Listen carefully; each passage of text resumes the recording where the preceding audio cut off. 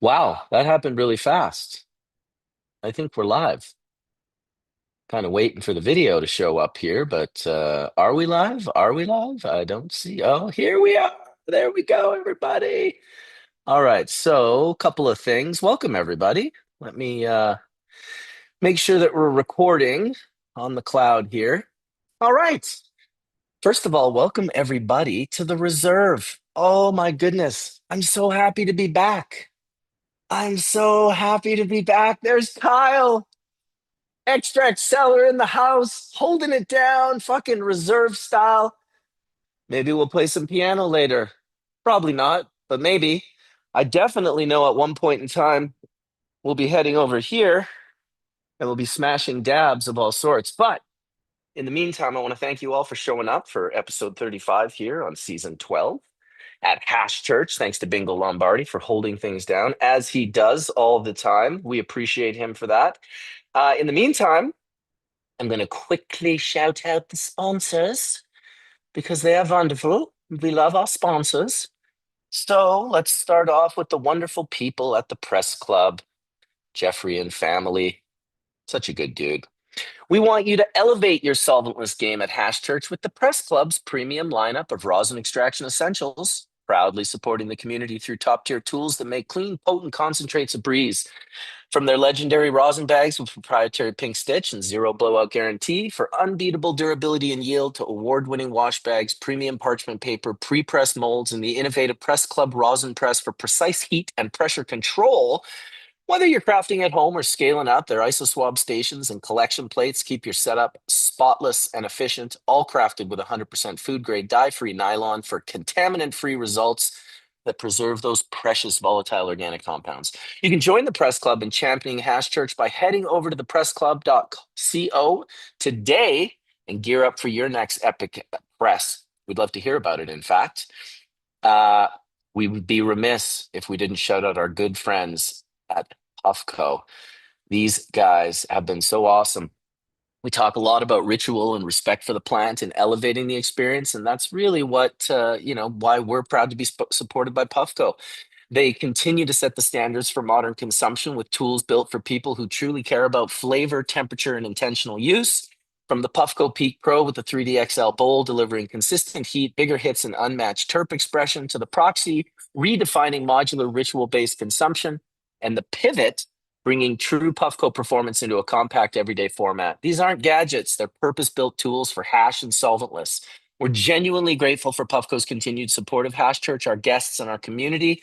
Their belief in education, culture, and quality helps us keep these conversations alive. You can support the brands that support the culture by visiting www.puffco.com, explore their lineup, and experience what intentional design really feels like. Puffco, elevate the ritual. All right, elevate the ritual. I can get behind that. I'm about to elevate the ritual here in a couple of seconds. Not going to lie. I'm getting very close to elevating the ritual. Let's see. We just had our doorbell go off. Let's let Patty in, who I see is waiting. Thank you for your patience, Patty, for waiting. We always do the sponsors in the morning and the welcoming to all the folks. So that is why you had to wait. And I'm not sure if you're in here yet, but I Hi. see. Good morning, Marcus. Yeah, I'm Oh, there here. you are. There you I are. yeah, I don't see your camera. I haven't turned it on yet. I will in a Oh, second, but I just need to let you know I'm down here in San Diego, California, and I'm okay. also doing another event with a student of mine. So I'm gonna be on the whole program, but I might get an interruption here or there. So I just need to let you know. And if I turn Oh, my camera on, it's because I'm gonna minimize that as much as possible. But I just want to yeah. kind of keep you No problem. posted on that. So No okay, problem. thank Here, you. let's go have a dab. Okay, sounds good. I'm just I here in went, Denver, Colorado at the Reserve. Look at this place. oh, It's not nice. is this not Oh, that's insane? beautiful. Yeah, in Denver, huh? Yeah. Nice. This is just my Beautiful. buddy's this is my buddy's place. This is like where Wow. he lives. It's Wow. insane. Yeah, But lucky very guy. nice to see you. Very nice to see you. Yeah, thank you. Good to be Excited here. for the excited for the show today and oh my goodness, we've got all sorts of beautiful Oh, that's Puffco so tops here. pretty. Look at how insane that Wow, is. That's really cool. If only I had a friend. I know, right? I I'll wish I be your was there. friend. I'll be your I love friend. it. Oh, hey, I what's love going it. on? Let's be friends. I love Very it. cool. Puffco's a good brand. I like their products. Yeah, Puffco's. Oh, that's cool. Yeah, this is What is another that? Robertson. This is I another like a giraffe. Matt Robertson. Yeah, he Oh, does the giraffes, so that's his giraffe right there. And yeah, then that's cool. so he does the giraffe and zebra sort of Cool. methods. Yeah. Hey, Lele, Good morning, beautiful people. Hey, Marcus. what's going on? I don't know if we've ever done this. We're doing it. We're doing it. Right Yeah, on. we are. Fuck, nice to see you. Nice to be You seen and nice to too. see you. Yeah, you look like you're doing well. I just got to Denver yesterday, and um, I was kept from coming to the US for almost 30 years. My last trip to the Wow. US. I mean, I've been here 7 times since December of 2025, maybe eight now. But prior to that, my last trip to the US was 1998 at the Gorge to go see fish, which is kind of full circle because I'm going to see fish in a couple days here in Colorado Oh, that's at cool. Dick's.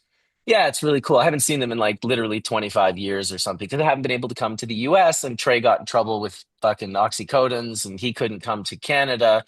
So it's been 28 years of me not being able to travel to the US. So it's a very unique thing for me because of course this is the time where people in the US themselves are hating on the US, and I'm just loving it. I'm like, the people are great. Like, if you guys could just get your heads out of your asses and stop paying attention to politicians, you'll realize that you're all really awesome fucking people, and you have amazing fucking land, and you have amazing like nature. It's just like holy shit. So a lot of my American friends are like, dude, it's like a fucking like a breath of fresh air to have you around, dude. Like, we're all Nice. kind of just hating on ourselves here, and you're just like, I love America. It's like, who the fuck says that? It's like, I do. I say it. I love the fact that I am allowed to come to America. I don't think a lot of the people who are complaining about America today would be very happy if they had to leave and never come back. I think they would be like, "Ooh, yeah, maybe America is pretty good." You know? Yeah, that's cool. What part Yeah, So, of Canada are you in? I think our land and our people are amazing, but I think yeah, we got fed a drug and it's called I don't know what social media is like in other worlds, but it's really, bad. yeah, the propaganda Yeah. and the buy-in from the American people around being told what's right, rather discerning what's right. Well, Uh, people can't discern anymore. Like, COVID blew that right out the back window, kind of thing, right? Like, I'm right. sure you remember a lot of amazing people who were like, get the shot or else, which was kind of like, whoa, like what? Like, it was the metaphor of Agent Smith from The Matrix. Remember why Agent Smith was so dangerous? Because he could be anyone in the world, right? Oh, It was like it could be your grandma. All of a sudden, she turns into Agent Smith. Did you get the shot? It's like, whoa, what are you talking about? Totally. Like, no, I didn't get the shot. But I did fight for people's rights to get the shot. So that's the dichotomy of, being a good human. You don't necessarily have to believe something, but you have to, that whole freedom of speech and all of that stuff. It only matters when it's stuff you don't like. If freedom of speech doesn't matter if it's all you and your buddies saying shit you agree with. Freedom of speech is about hearing shit you don't like. yeah. Yeah. That's the hard part people have with freedom of speech. That's what makes it free. That And historically, it's what makes a future.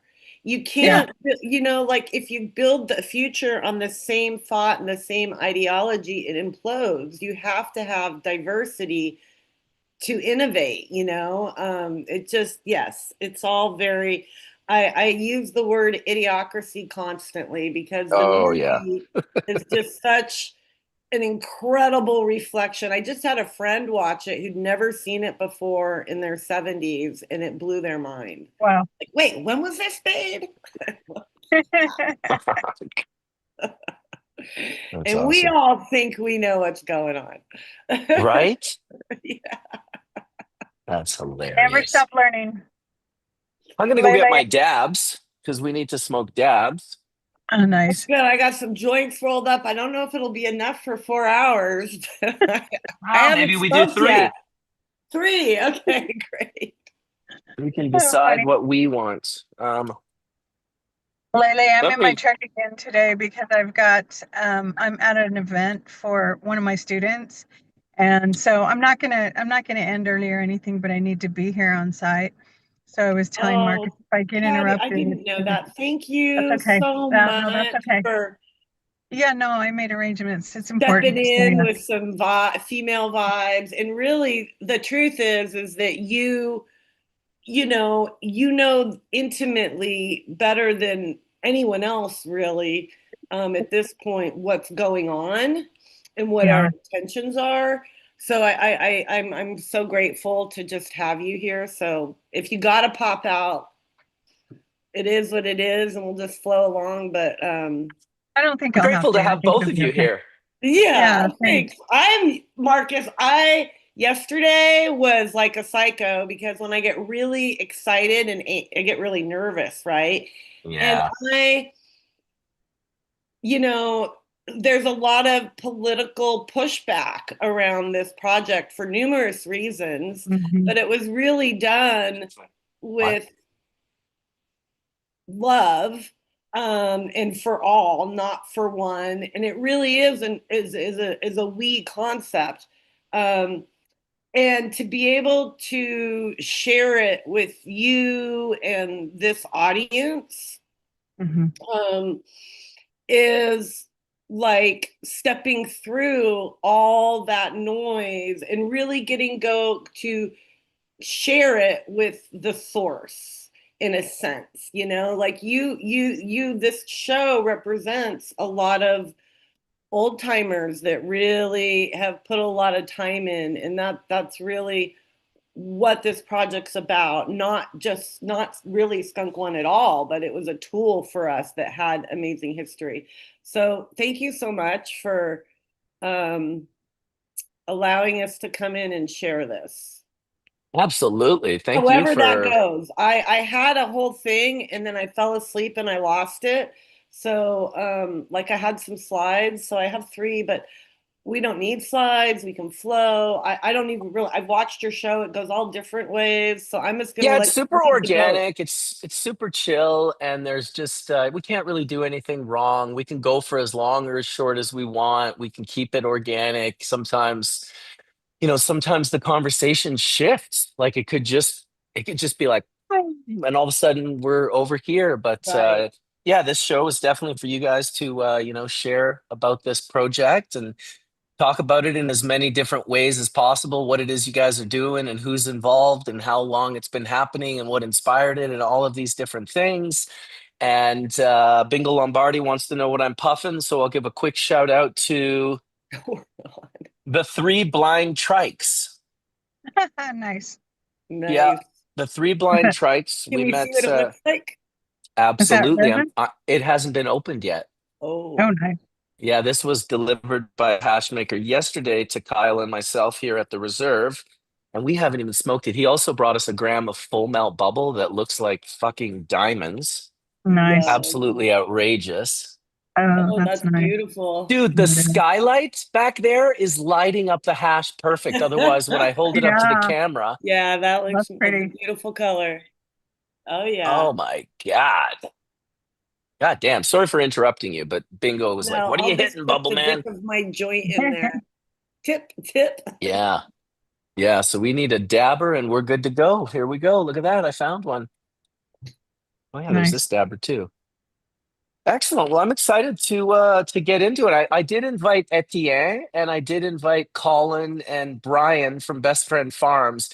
I thought Brian might be an interesting one because there's a couple of skunk number one things going on in the world right now with what you guys were doing.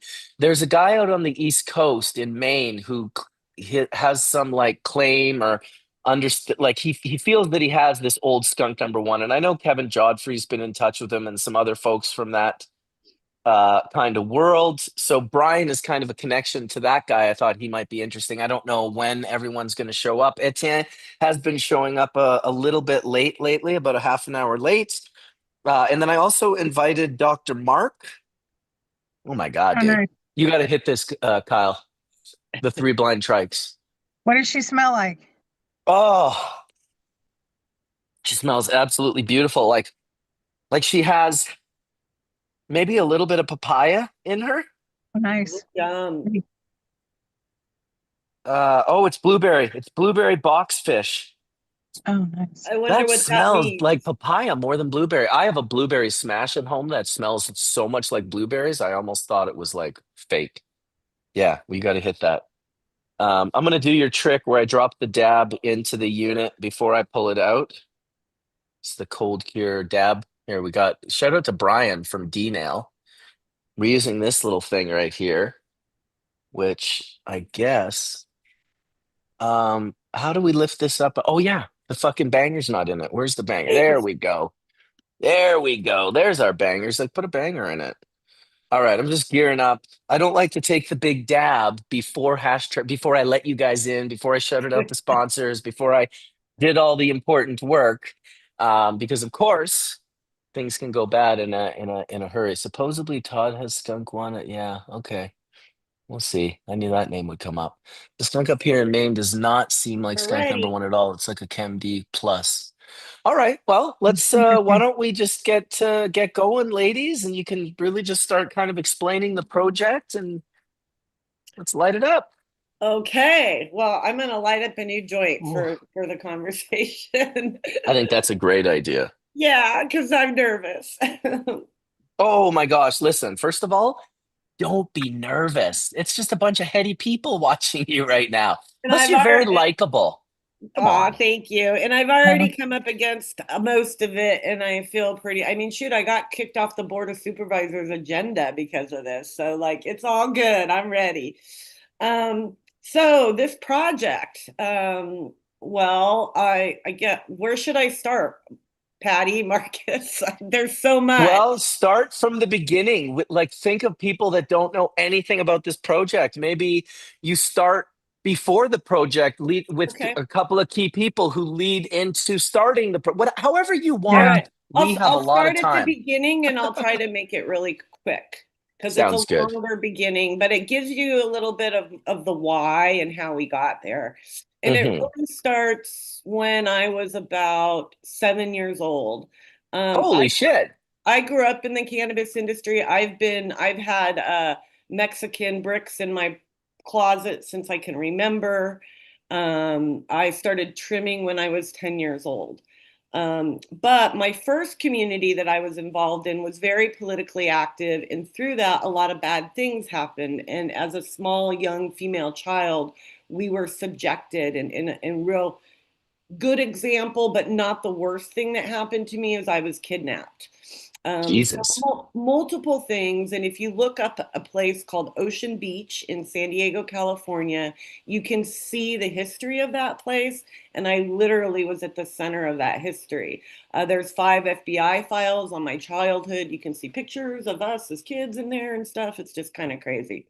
So I Holy shit. I did not think the story was going to start like this. This is already incredible. Well, it shows why we need to do this and why I feel we need to do this in a sense. Um, and so I came from this really crazy background, and my mother grabbed me and my sister one night after she saw something really bad happen to us and packed us up in our Volkswagen van and took us for 6 months all the way up to Canada, up and down. And we ended up, she got a job as a nurse in a place called Weaverville, California, which is in Trinity County, which is in the Emerald Triangle. It's actually one of the most rural areas of the Emerald Triangle. It also happens to have some of the highest elevation, the cleanest water, and really unique soils.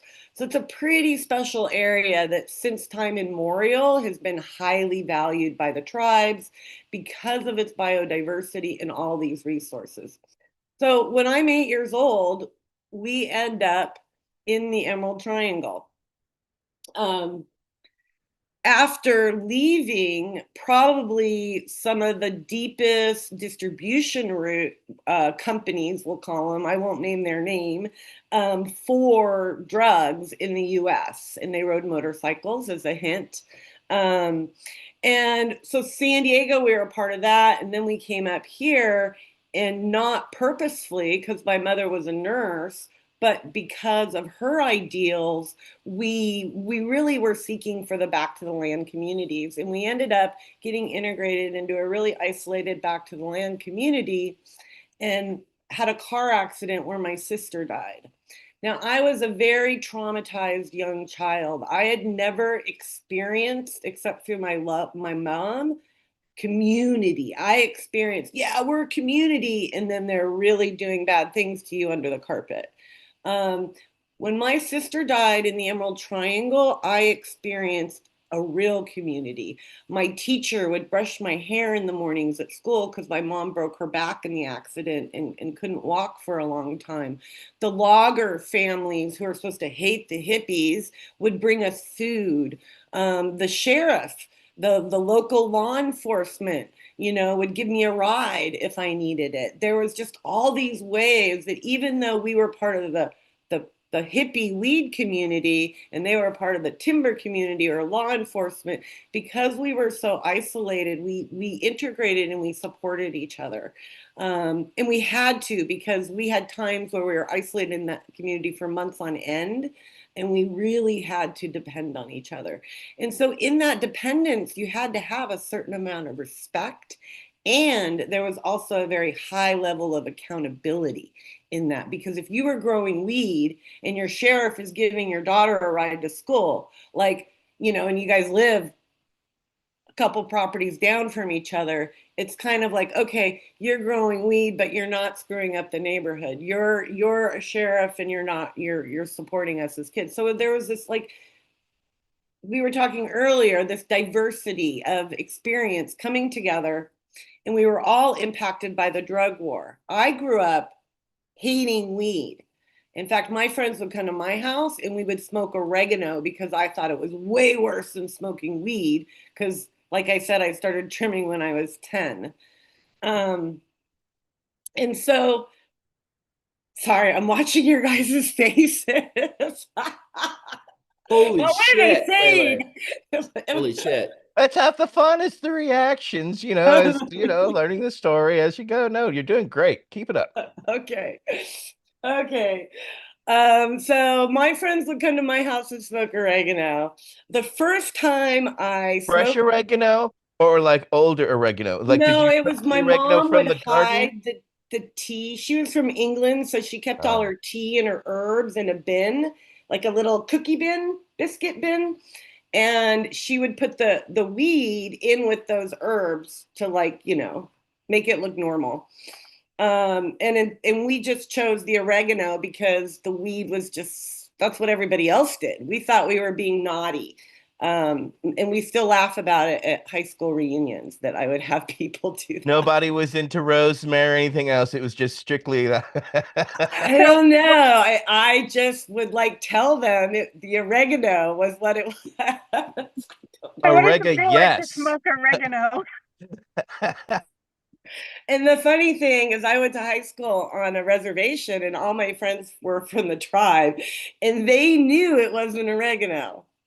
I mean, they knew it wasn't weed. They knew, then they could and we all had to hide it so much that we didn't talk about it until Did we they like, call you crazy white girl who smokes in the garden? What are they? no, because I was class president and head cheerleader. I worked so hard to not look like I was from weed and a hippie that literally it's probably why I have an autoimmune disease. The whole masking of spending your entire life. I used to go to dinner with Maury Povich and Connie Chung. No one in that life knew, even my dad did not know until we spoke. Patty and I spoke at the Farmer's Cup. And for the first time, my dad heard my story of when a whole bunch of cops rolled up right in front of me at my school. I was waiting for my parents to pick me up and loaded into a van with a whole bunch of big guns and went up the road to our house, called the house. Everybody calls. The families got out the door, and one guy got raided.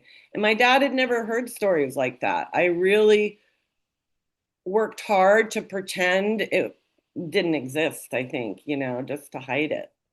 Well, that Um, was part of the culture, right? I mean, up there and where you are. I mean, you have those people who flaunt what they do, but then you've got a whole row of people that have to literally cover it up the scent, right?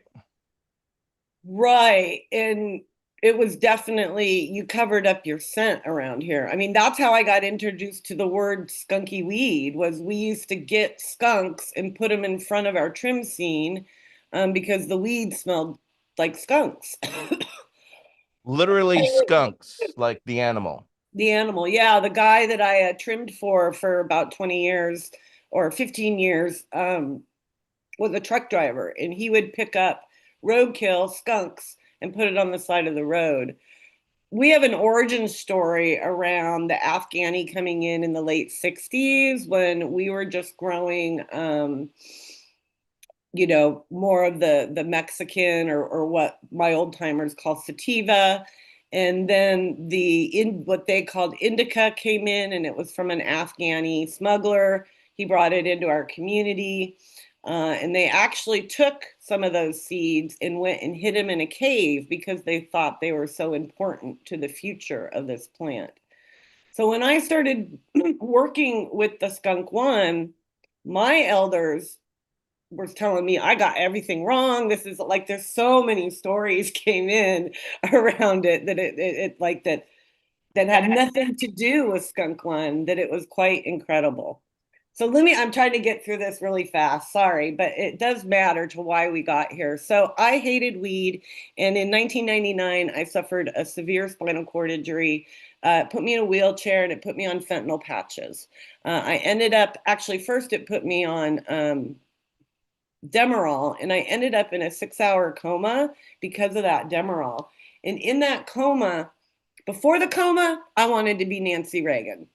Um, After that coma, I wanted to be like my mom, because that coma gave me this 2-year experience of how working through my heart and working with the tools that my mom taught me, and cannabis was a huge part of that. My family were cannabis growers, weed growers. Um, but I really rejected it. And that coma showed me that the plant was a part of that journey. And then I was also doing a lot of spiritual work and working with an amazing teacher.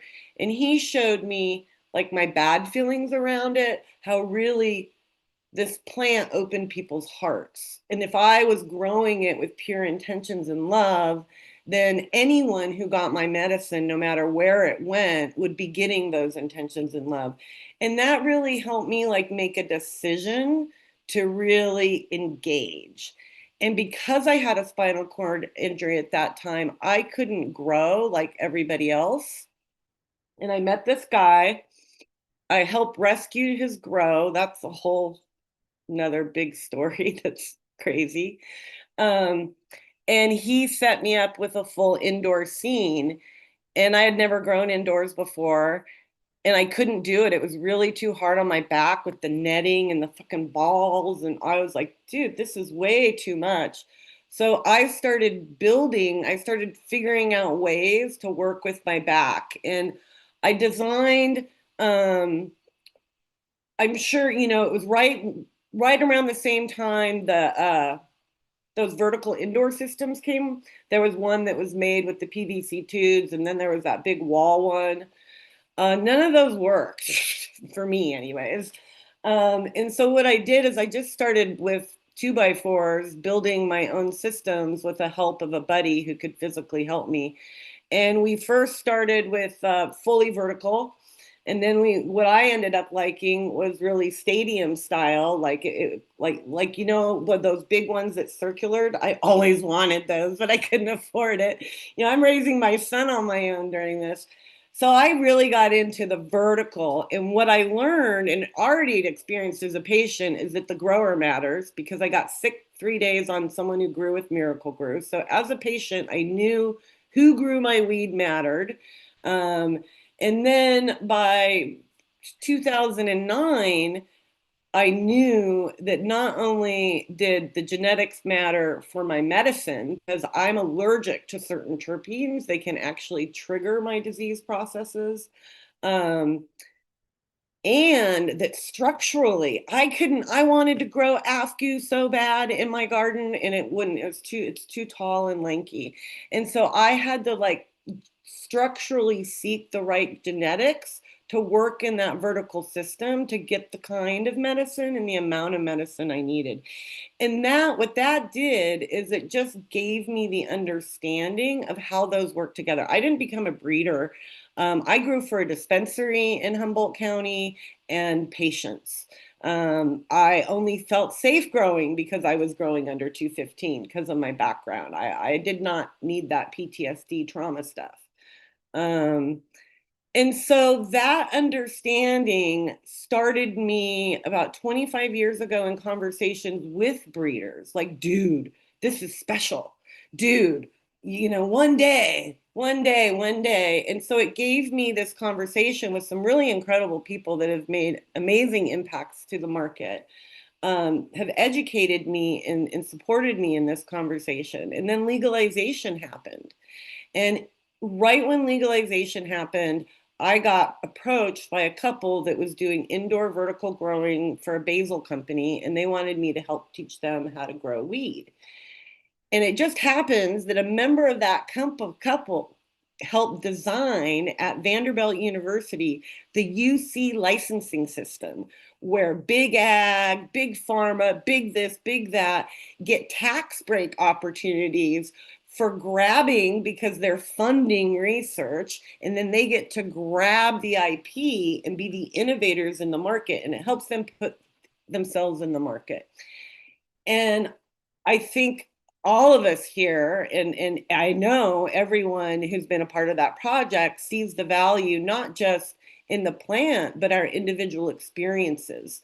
Cannabis isn't like beer, it's not like medicine. We did not document our experience. We need the people who have been engaged and involved in that experience to make an industry that works. You know, otherwise we're going to build the atom bomb or create fracking, because both of those things were created to save the world, not do what they're doing now. So how do we move forward? How do we come together?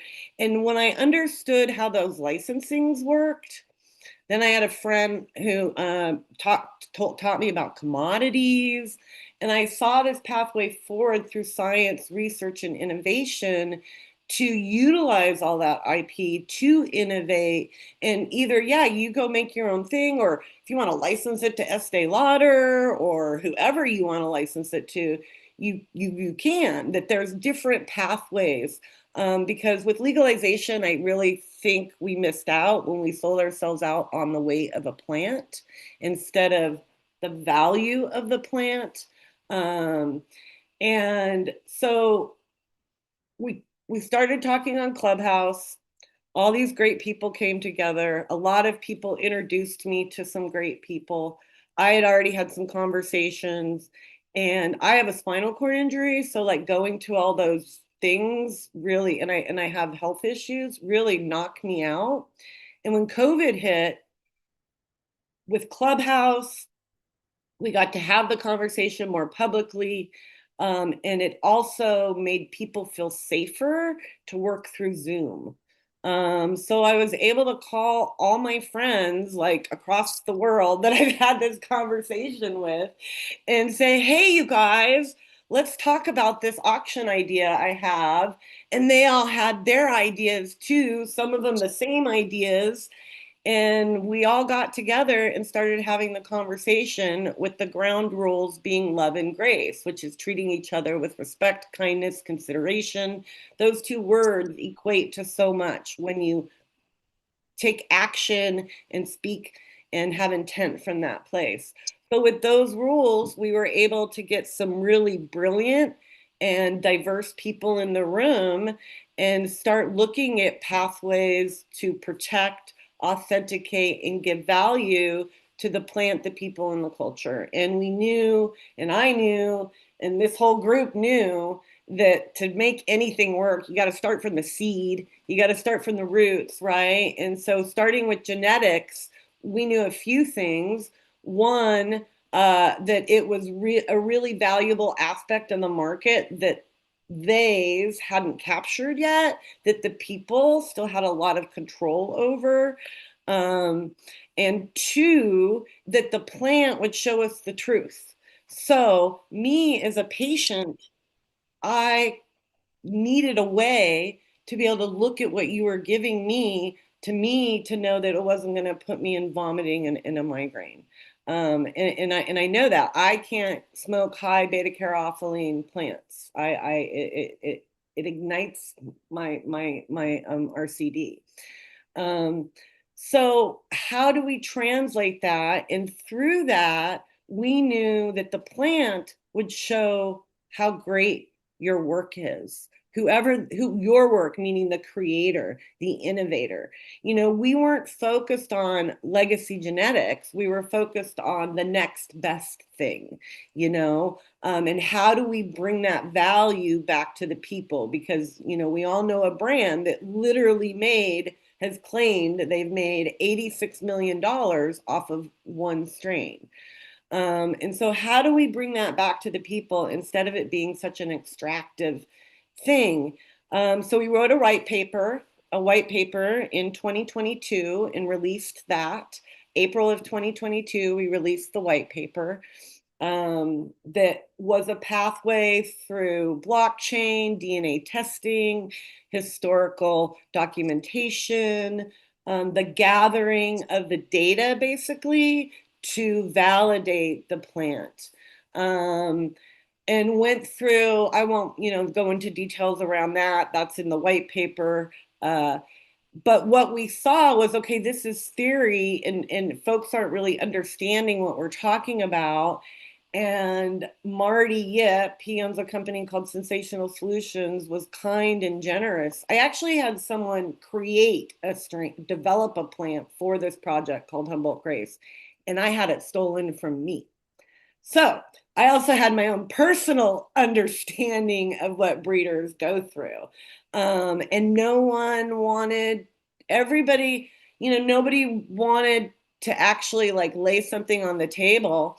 And Marty, unbeknownst to me, because I didn't even know what 420 was until 2015. I grew up in I didn't know who any Dennis Perone, Sam the Skunk. I didn't know any of these names. I just knew my little community around weed, and got my mind blown with legalization and met amazing people and was empowered by all those people, like because of the freedom of talking and being authentic. But I did not know or understand in any form what Marty had handed me when he said, here, you want to use these two selections of Skunk One? I went, oh, yeah, okay, great, thank you. I was just so grateful that Marty was doing that, was like giving them to me, whatever they were, because I knew it didn't matter what the plant said. We just wanted the truth. We just wanted to see what it said.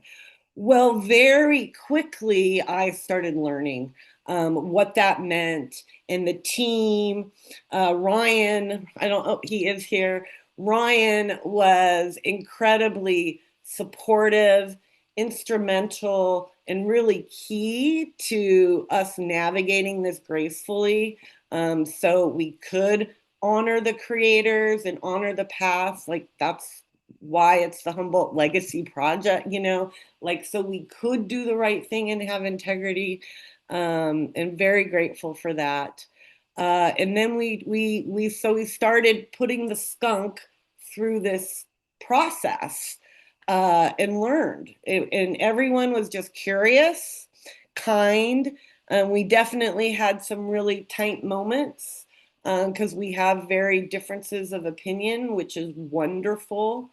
And I am not the mastermind. I'm really, like someone said the other day, that I was the catalyst and the glue. And I think that's very true. I have so much love for the people that participated and gave, and for the plant and what the plant has taught me in my life and given me in my life, that I see and have learned that through data and scientific pathways, we can validate what my body And so many other people, like I would imagine most of you on this call, can feel and know with the plant that needs to get passed on, or again, we could have built the next atom bomb.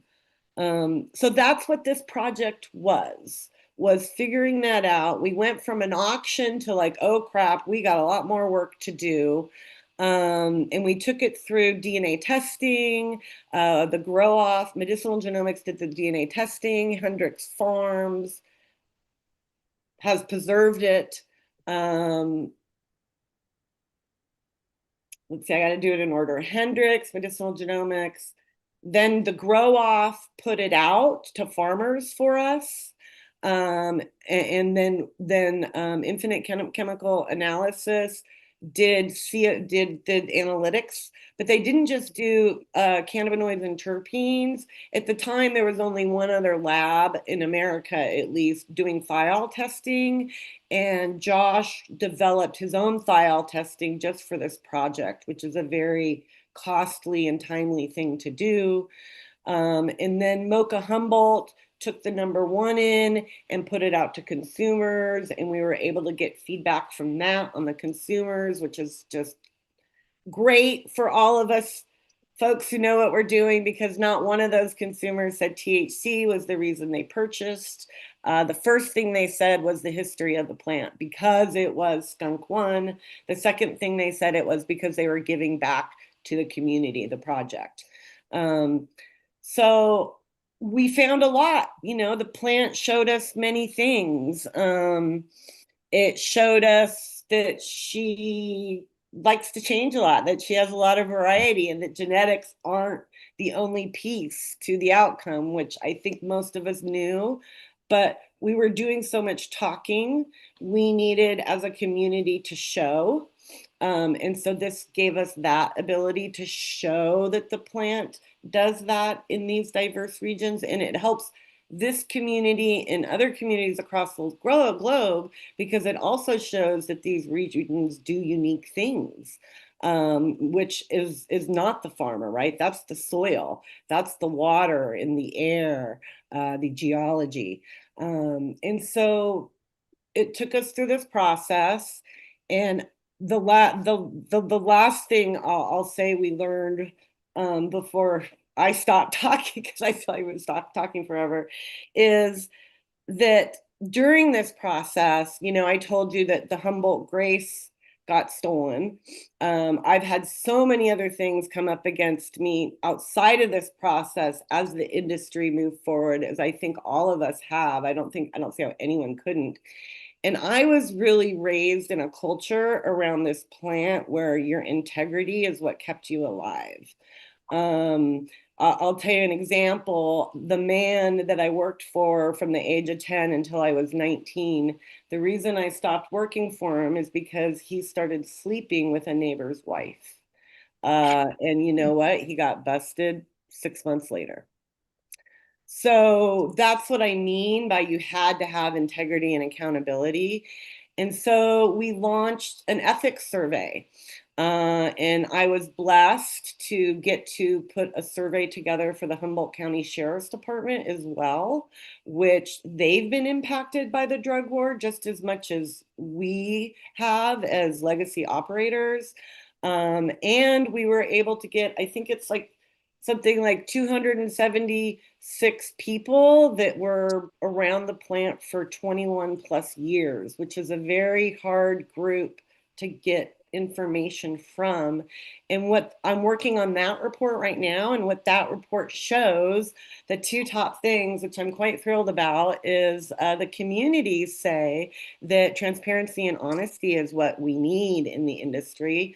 And the sheriffs say transparency and honesty is what allowed us to have the underground industry for so long. Isn't that fascinating? And so it really took us through this whole process, and I have like a very long paper around the auction model that we really stepped away from a moment, because the auction model wasn't about us selling the skunk one or making a bunch of money off of one plant. It was a way to empower all the creators, like Christie Auction House does with art. People don't understand that those markings on the seeds are unique, like a very unique brushstroke, or what your plant expresses is like a rare pigment from a cave in Africa, you know? And so auctions like Sotheby's and Christie's are ways to define that. In fact, that's the reason those auctions came to market, is because they just had all the rich people buying their stuff, and it wasn't working because the common man was rising up, and they had to teach the common man why they needed to buy really expensive art. And I think myself and a lot of other people feel the same way, and we have just found some different pieces. It's not one thing, it's multiple pieces, um, which lots of people are using now, um, to educate on it, and help empower some more stability in the industry. And the third paper brings that all together through the importance of the knowledge, the importance of listening to the plant, and the importance of ethical structures. And that's my, what is that saying? That's your spiel? That's my That's your spiel. backstory. That's Is that the your history. spiel? That was an incredible story. First of all, it started out like being shot out of a cannon. I had no idea. I'm so glad I didn't take a dab right away, actually, because that was like super crazy. Like, holy shit. Like, good on you for living that life. Here's the thing, though. Like, and I know this for a fact. I heard it in a Chronic song. If you don't know hard life, you don't know life yet.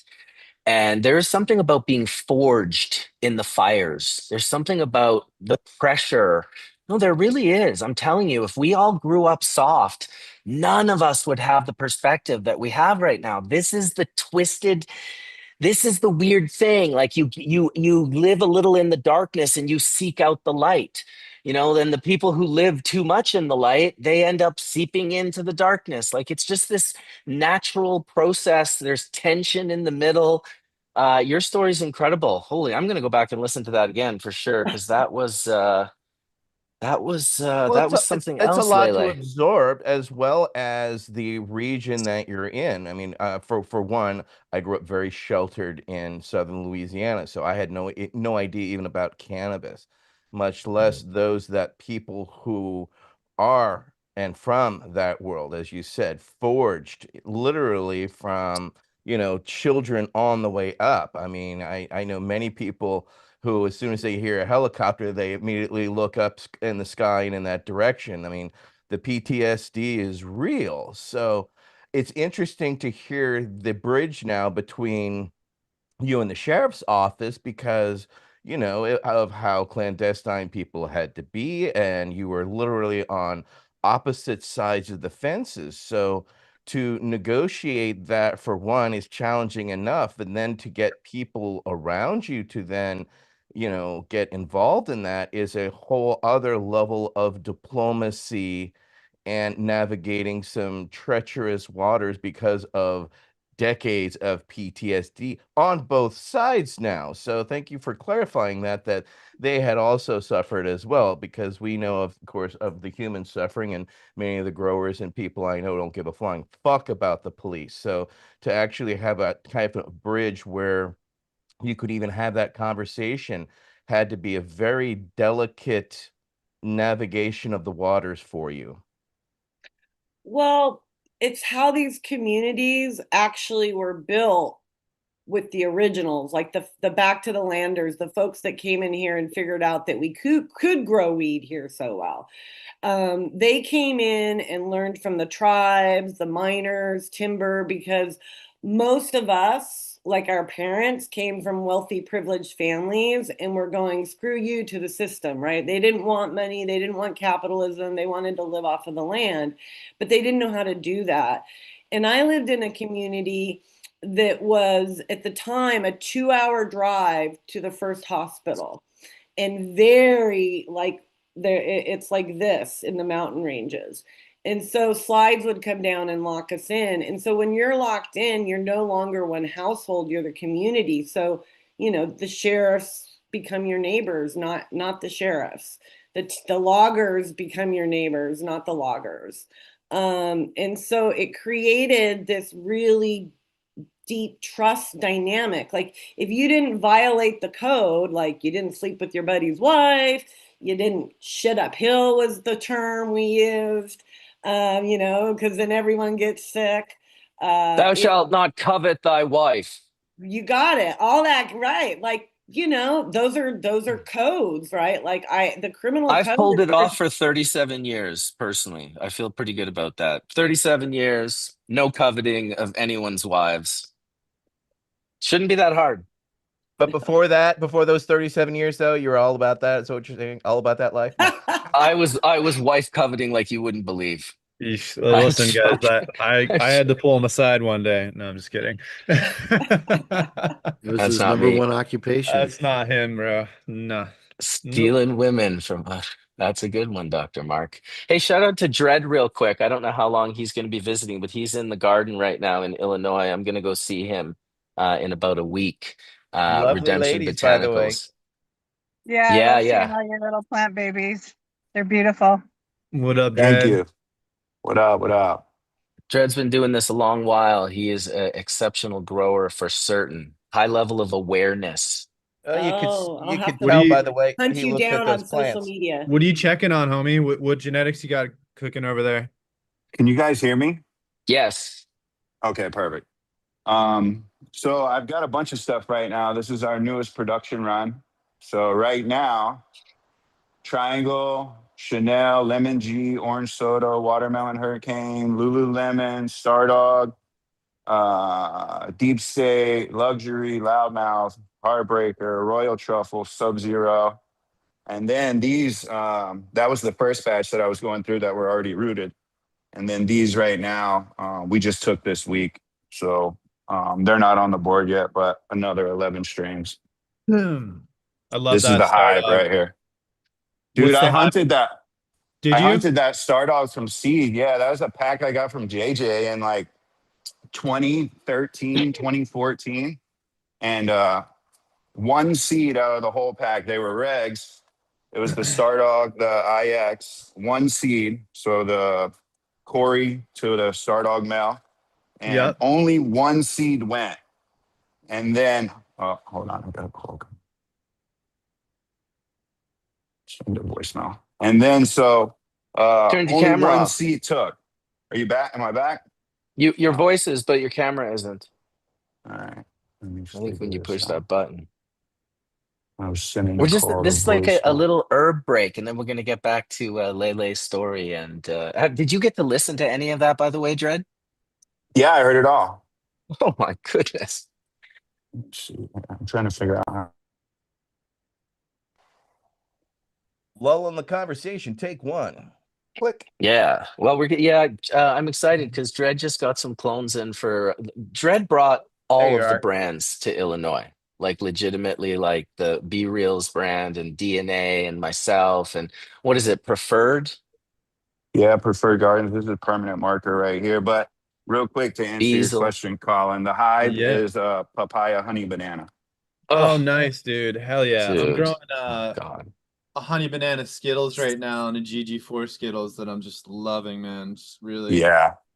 Just really I beautiful. The resin's always good on the honey banana. But finish the story on the single seed hunt. That's always, it's funny. so Like it's like a lot of guys in the 2000s I met, it was like I had a 6-pack and the one seed and the 6-pack and it just became the clone. You know what I mean? Like that era felt like we had a lot of that. I remember going to a Star Dog in Mass called the Illuminati cut, and that mm, was one of my.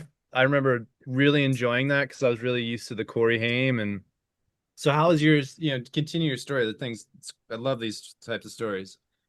yeah, one seed crack out of a pack of regs. So, there's a good chance it was gonna be a male. And I always like, talk with the Instagram community. I'm like, oh, what do you guys think? What do you think? And everybody's like, oh, it's a male. You know how sometimes the pistol will come out almost like elbow first, where it looks like a nut? Yep. And so everybody's like, it's a male, it's a male. And I was like, I don't know, I'm gonna wait.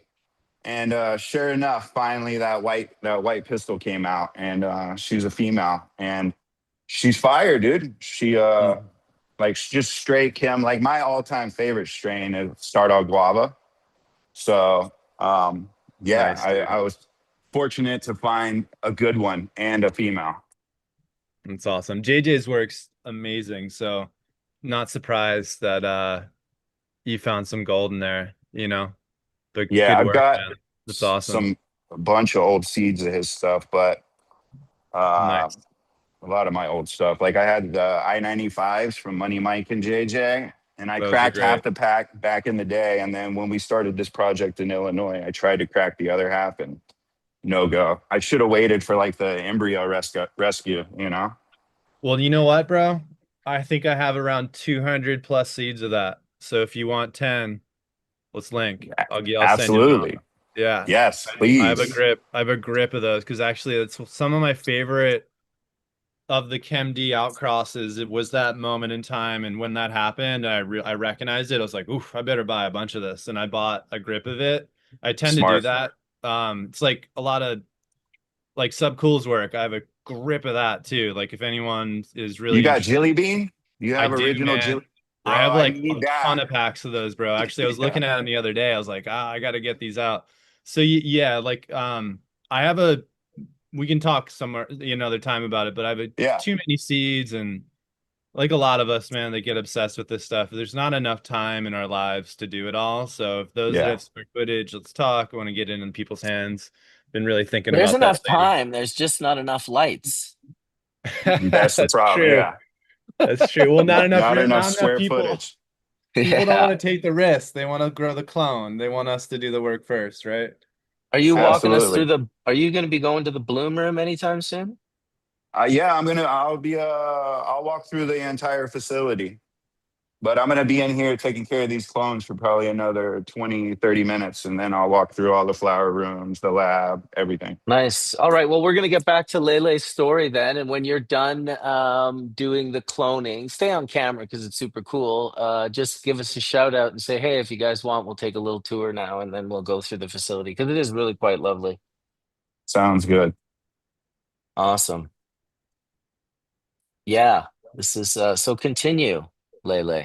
Well, I think that was enough of my story. We could be on here for hours for my story because it's very That's what we're complex. doing. It's awesome. Your Okay. story's awesome. We are Kidding on me? for hours. That's a crazy thing, Yeah, Lele. that's the thing. We're literally okay, just to give you an idea, we haven't done an hour yet. Oh God. I Okay. Yeah, know. you got I know. 3 more after that. That's what I'm saying. You got time, sister. Yeah. This is we have a lot of time. And Hey, honestly, that was so enjoyable. That was like quite a good story. Like, Oh, well, wow, I could good. I'm picture it glad. being a movie with Leonardo DiCaprio in it. I'm telling you. Yeah. I I guess. only said Leonardo DiCaprio because on the plane here yesterday, I watched what is that movie called? Another Battle, Yeah, where something. he's selling weed or something in One it. battle after another. one One battle battle after after another. I don't another. think he was selling weed. Maybe he was, but he was definitely smoking weed and Oh, vaping and just being like an all-around sort of paranoid maniac. But it was an interesting movie for a plane. You know, the plane is, if you want to enjoy maybe a movie that's not so good, the plane is the place to do it. right. People come off a plane and be like, that was a great movie. It's like only because planes suck so badly. Right. Was True. Well, that a they have a good short was version that as well. They kind of edit it for you for flight. Hey, what's up, Mike? Hi, Mike. Michael's What's in up, the big buddy? house. Nice to see you, dude. Pretty baked, I'm not gonna lie. All right, It's well, carry on, lovely. Lele. Let's see. You were just Uh, finishing up. what was I Chapter saying? 2. Chapter two. So the growing helped me understand that and we opened up these conversations, I think is where I was at, and said, I told everybody I have this idea. What do you think? And they all told me what they thought, and it was like so much more to like because it needed to be safe, it needed to be accessible, It needed to be, have everyone needed to win.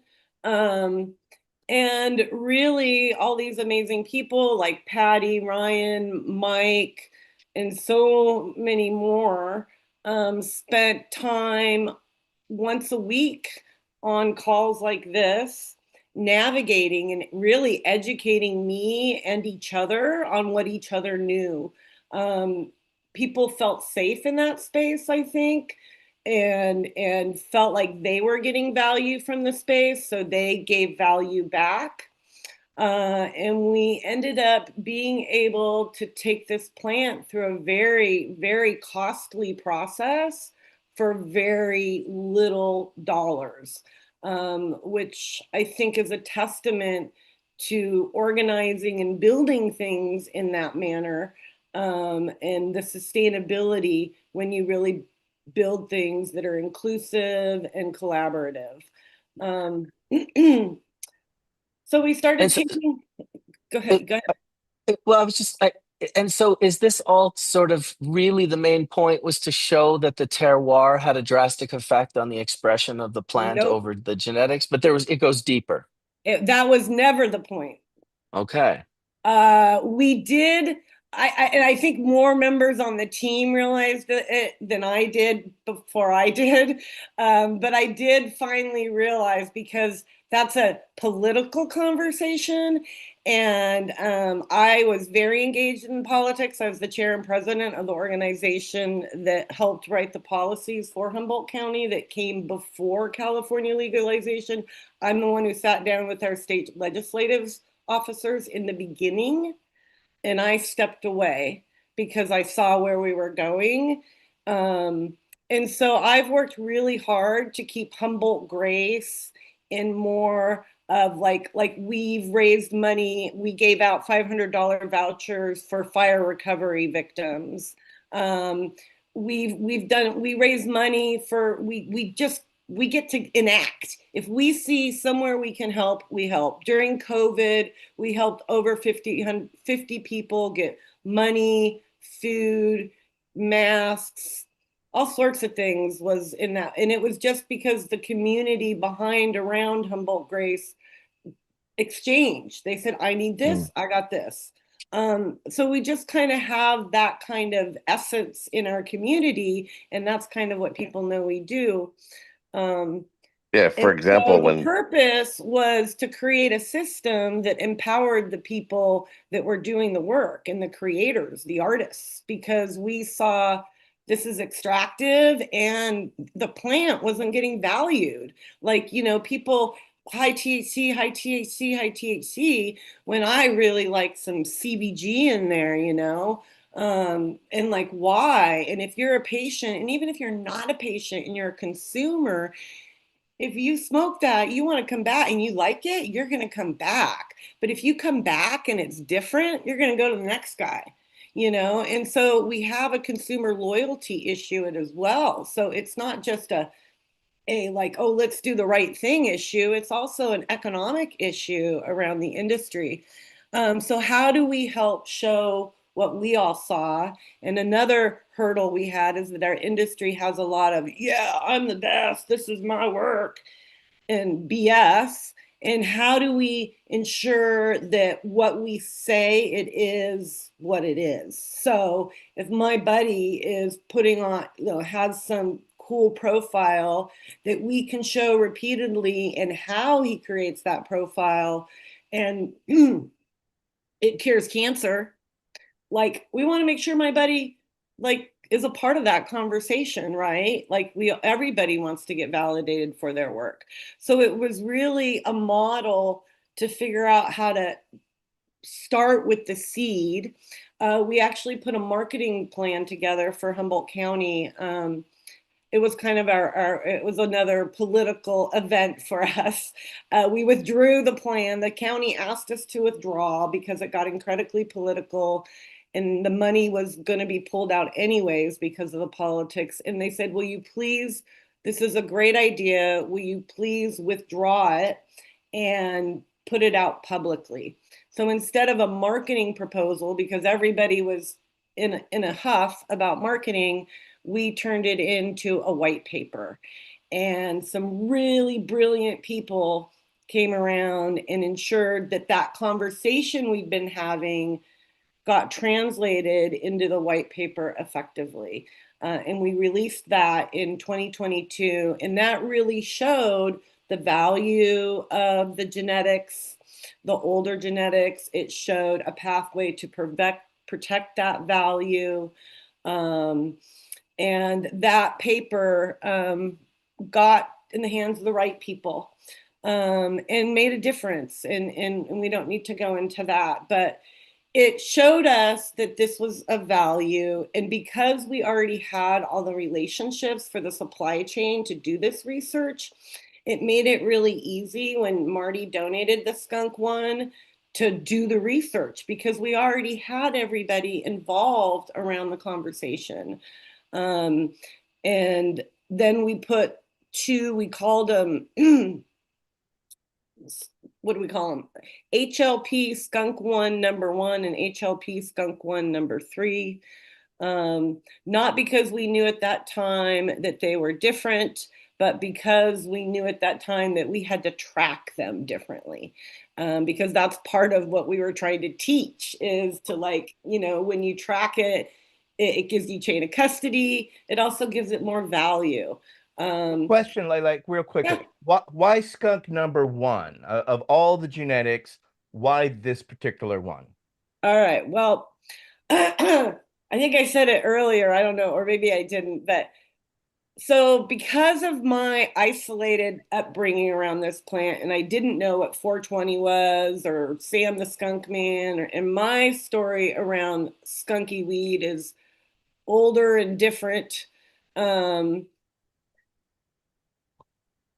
I had no clue what Skunk One was, and why Skunk One, what for me, and like why did it come into the project, just is because Marty was generous enough to say, I have two selections that I think would be perfect for your project. And he donated them to us. Um, at the time, I didn't know anything about the history around it. I didn't know anything, which I think was a benefit to the project, because it helped us kind of keep in the direction around what the plant was telling us, not what everybody else was telling us. And so what I also didn't know, and I think Marty did know, um, is how David had been through a lot of the pieces that we were wanting and seeing other people could utilize to value themselves, and authenticate themselves. Also, because that plant is so well known and has been distributed so prolifically and been through all these different steps, it's documented more than most. So it gave us some This is background. this is where you got to be careful when you start using plants like genetics and plant and strain, because they have very specific meaning in the context of the conversation that like really shapes the conversation. So what should I have said differently, Ryan, so I can learn? Well, I mean, skunk one isn't a plant, right? Right. It's Oh, a and we were having the conversation about what's the most appropriate word to label it. It's not a variety. It's not a cultivar. It's not a strain. It's really like, Rob Clark called it this relatively true breeding seed line. But it brings up the whole conversation. When I came into this conversation with this HL, with this Humboldt Legacy Project, I was hearing about this auction that was going to be, take place in Northern California to kind of compensate or look after uh, the legacy growers who had this, valuable genetic resource, and it was going to be sold off through this auction to some more corporate players, so that the developers of the genetics, you could say, could get some of the value, right? And Skunk One was used as the example, and I said, "Well, that's great. I know the developer of Skunk One, right? Our good friend David. Would you like to meet him and have him part of the conversation?" And it brought in a lot of different egos, not necessarily David's, into the conversation. But it becomes the conversation of whose is this plant to give away? Whose is this seed line to give away? Right? Mhm. Because David gave away this seed line, we're talking 20 plus years ago, almost 40 years ago, he was selling the seeds. And when you sell seeds of a seed line, you give away the rights of the intellectual property, within those seeds. So I think that's what a lot of people really, had an experience of learning through this process is Right. like when do you own something, through the creation process, and what happens when you give it away, right? Do you maintain ownership? Um, and David didn't maintain ownership, right? When he sold Skunk One, the population of seeds that was Skunk One in the 80s, those seeds ended up in many different seed banks. I don't think he intended that. But those seeds did end up in, probably every different cannabis seed bank that existed at the time. And they get multiplied and proliferated and then passed on from one person to the next. Right. And so where does ownership come into that conversation? Right. What did you learn Right. in the process? Like, Did I learn? Holy, I did, man. I got schooled. You schooled me. I came from just such a different experience around it. And so when I call the plant, to me, it's like this being, right? In our report, it is a seed lineage. I can't remember the exact words. My dyslexia just kills me in this conversation because I get nervous and my brain goes, ah. But yes, it is. I still under pressure can't figure it out, but I definitely now when but you I figured out a lot. I mean, you took these plants, you put them in a bunch of different grows. You got lab reports back, not only for cannabinoids but also for terpenoids on these different plants. You got DNA sampling done on the plants, right? And DNA sequencing done on the plants. And you had that compared to like a known skunk. yeah, that was another big gift around it being skunk one was that Weebland study. Yeah, so do you want to explain that part of the? I mean, you got so many Oh different yeah, pieces. I want to try because you're here, so you're going to be able to totally support me on this conversation. Thank you. This is good for me. So, and it was just so, when someone disagrees, if you can have that conversation with respect, everybody learns so much more. Disagreement is an opportunity to really solve a problem because now you've got two places that need to come together and you learn so much. And so I was a nurse by trade, but I'm not a DNA scientist. And like I mentioned earlier, I have dyslexia. So we thought, okay, what can we do? And I was introduced to the team from Medicinal Genomics, and they're like, hey, yeah, we'll do this for free. Let's join in on the conversation, and we'll fingerprint them. And at the time, it was pretty expensive, the tests they did. Um, it was the most comprehensive DNA test they could do at the time. Um, and through that test, they were able to also compare it to the DNA testing they did around the Weebland study. And Yeah, let me just jump in here a sec. So they did a full genome sequence um of the two plants that Lele sent them, these two plants that came from skunk one seeds. And so that generated like whole genome sequence data for two individuals. And right, previously David Watson, Sam Skunkman, had sent to a researcher at the University of Minnesota by the name of George Weeblin. And David had previously sent him skunk one seeds that were also to be that were also received genome sequencing, at least in the THC acid synthase gene. And so there was a THC acid sequence gene sequencing event unique to the skunk one sample that David sent to the university in Minnesota that was able to be used for like a comparative, a known comparative marker for skunk. I'll leave it with you, Lele. Thank you, Ryan. And you can see those markers in Canopedia.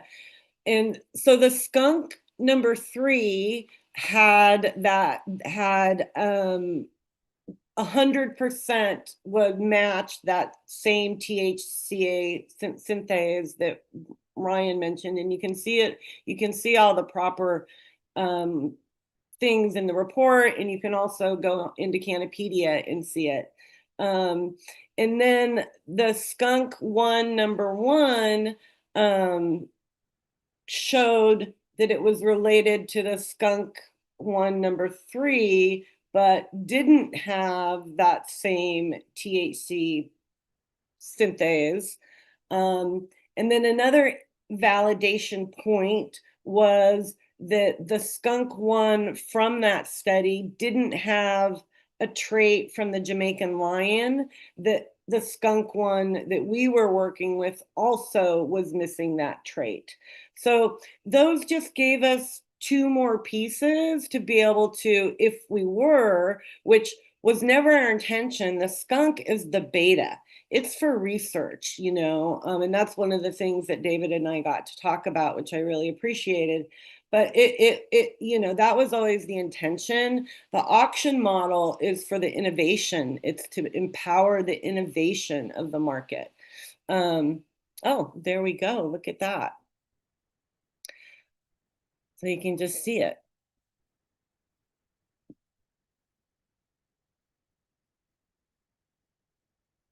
Do you know what this all means, Ryan? Do you want to explain it, or Lele? Well, he's flipping through it. I know what some of it means, but Ryan, I would be much better. Nah, it's molecular But he's genetics what stuff. huh? It's molecular genetics stuff. I don't know their connotations. It looks like they got like a microbiome There's analysis. So through sequencing, they're sequencing the DNA of every organism that's on the flower, so they can essentially tease apart the the organism, any organisms that are present, and then just whatever different markers they find.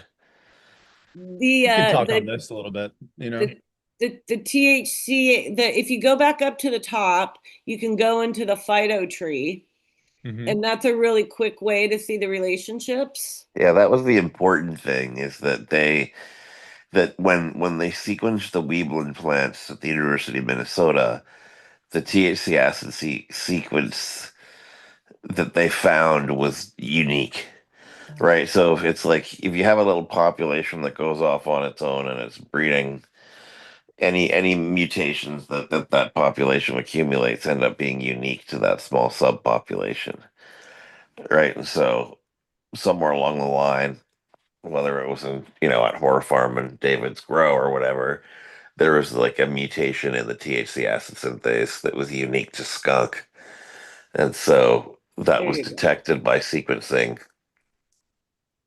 So this is new. This was presented at CanMed. This is the new interactive phyllo tree, which is Yes. very cool.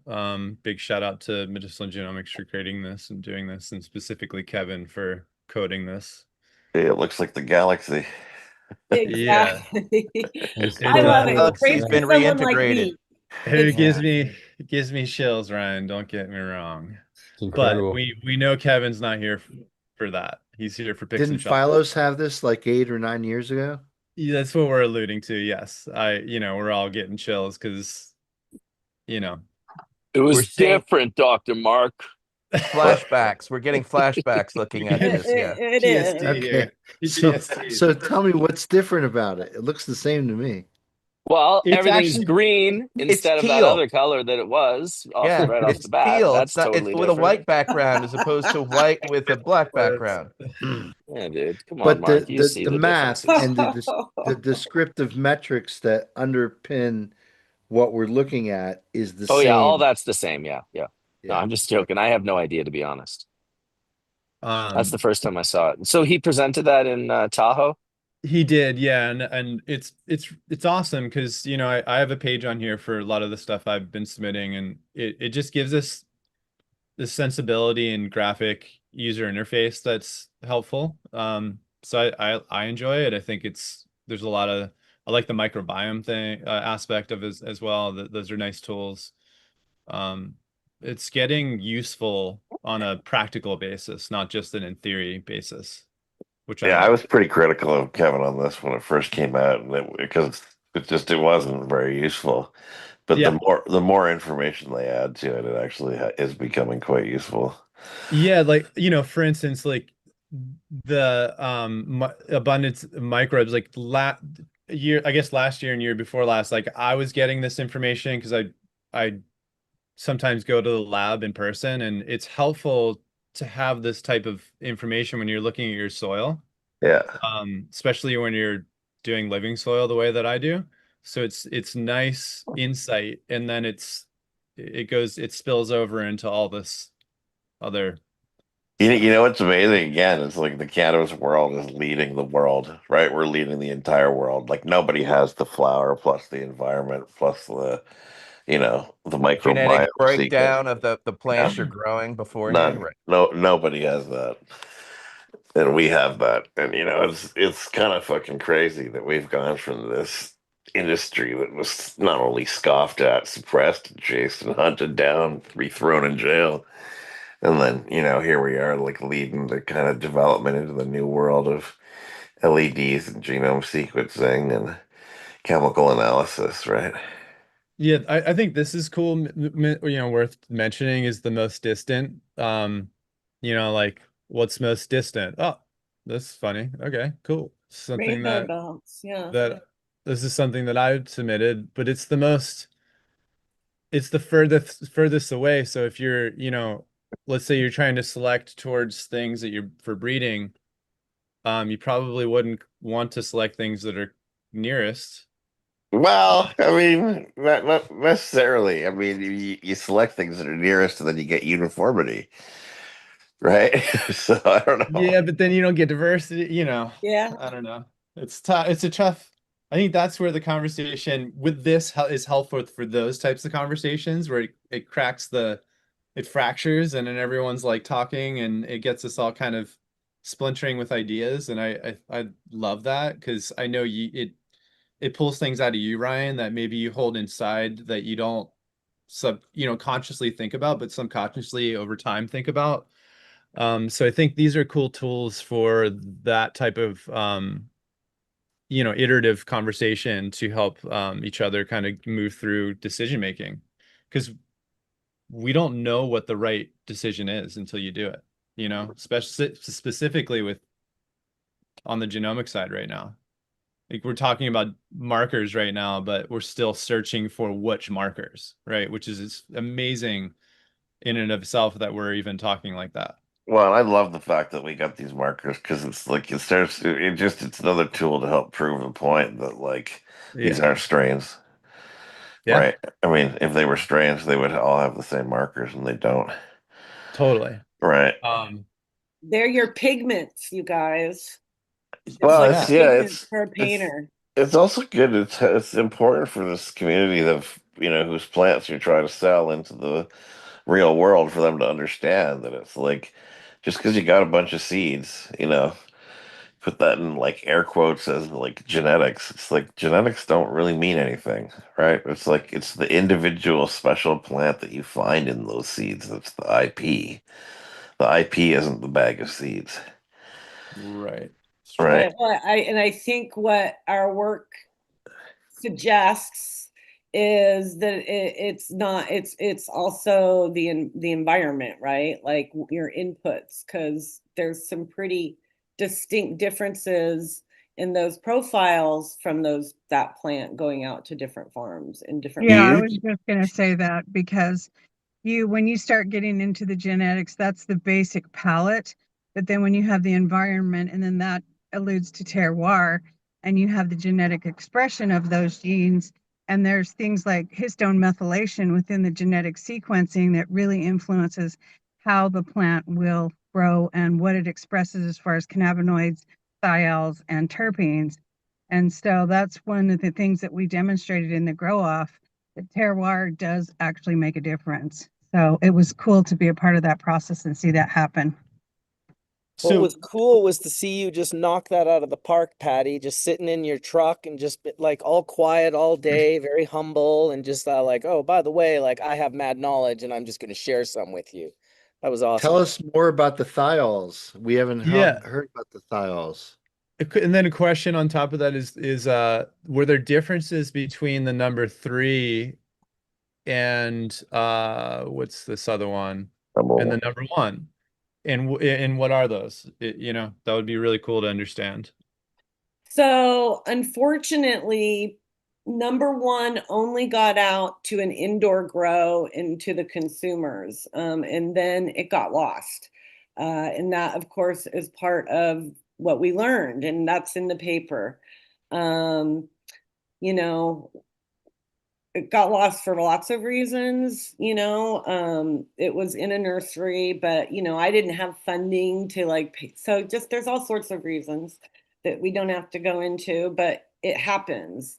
um, and so we were able to get consumer feedback on it, but the number 3, and we didn't want to put them both out because we didn't want that genetic diversity. We wanted to see a uniform genetic and how it expressed in the different areas with the different farmers, with the different, SOPs, and see what the plant would say to us if it was the same all the way across.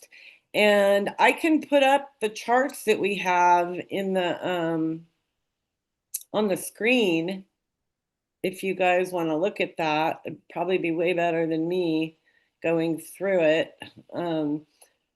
But what we saw was that THC was dominant, yet it expressed differently from like 8.8% to 25.4 something percent, which is an extreme difference. That is pretty extreme. And then the myrcene was the most dominant terpene, but it also had a broad range. And then when you go into the others, the other terpenes and the thiols, and the other cannabinoids, it varies differently to the point where like one farm only expresses CBC and CBCA.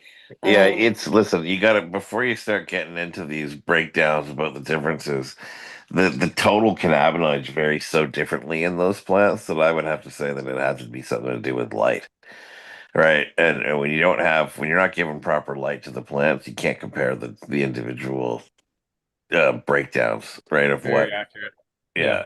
yeah, because it's Yeah. just it's kind of like they go into this like default no light no light production scheme rather than like it's not like well, I mean, I guess it is a suited environment, but well, yeah, it was I would say those were not performers rather than like they perform, rather than like CBG dominant, right? No, and that's not what we're saying. That's not what I'm saying at all. And it is. They are all very different environments, and we weren't able to control any of those things. Yes, that's very clear.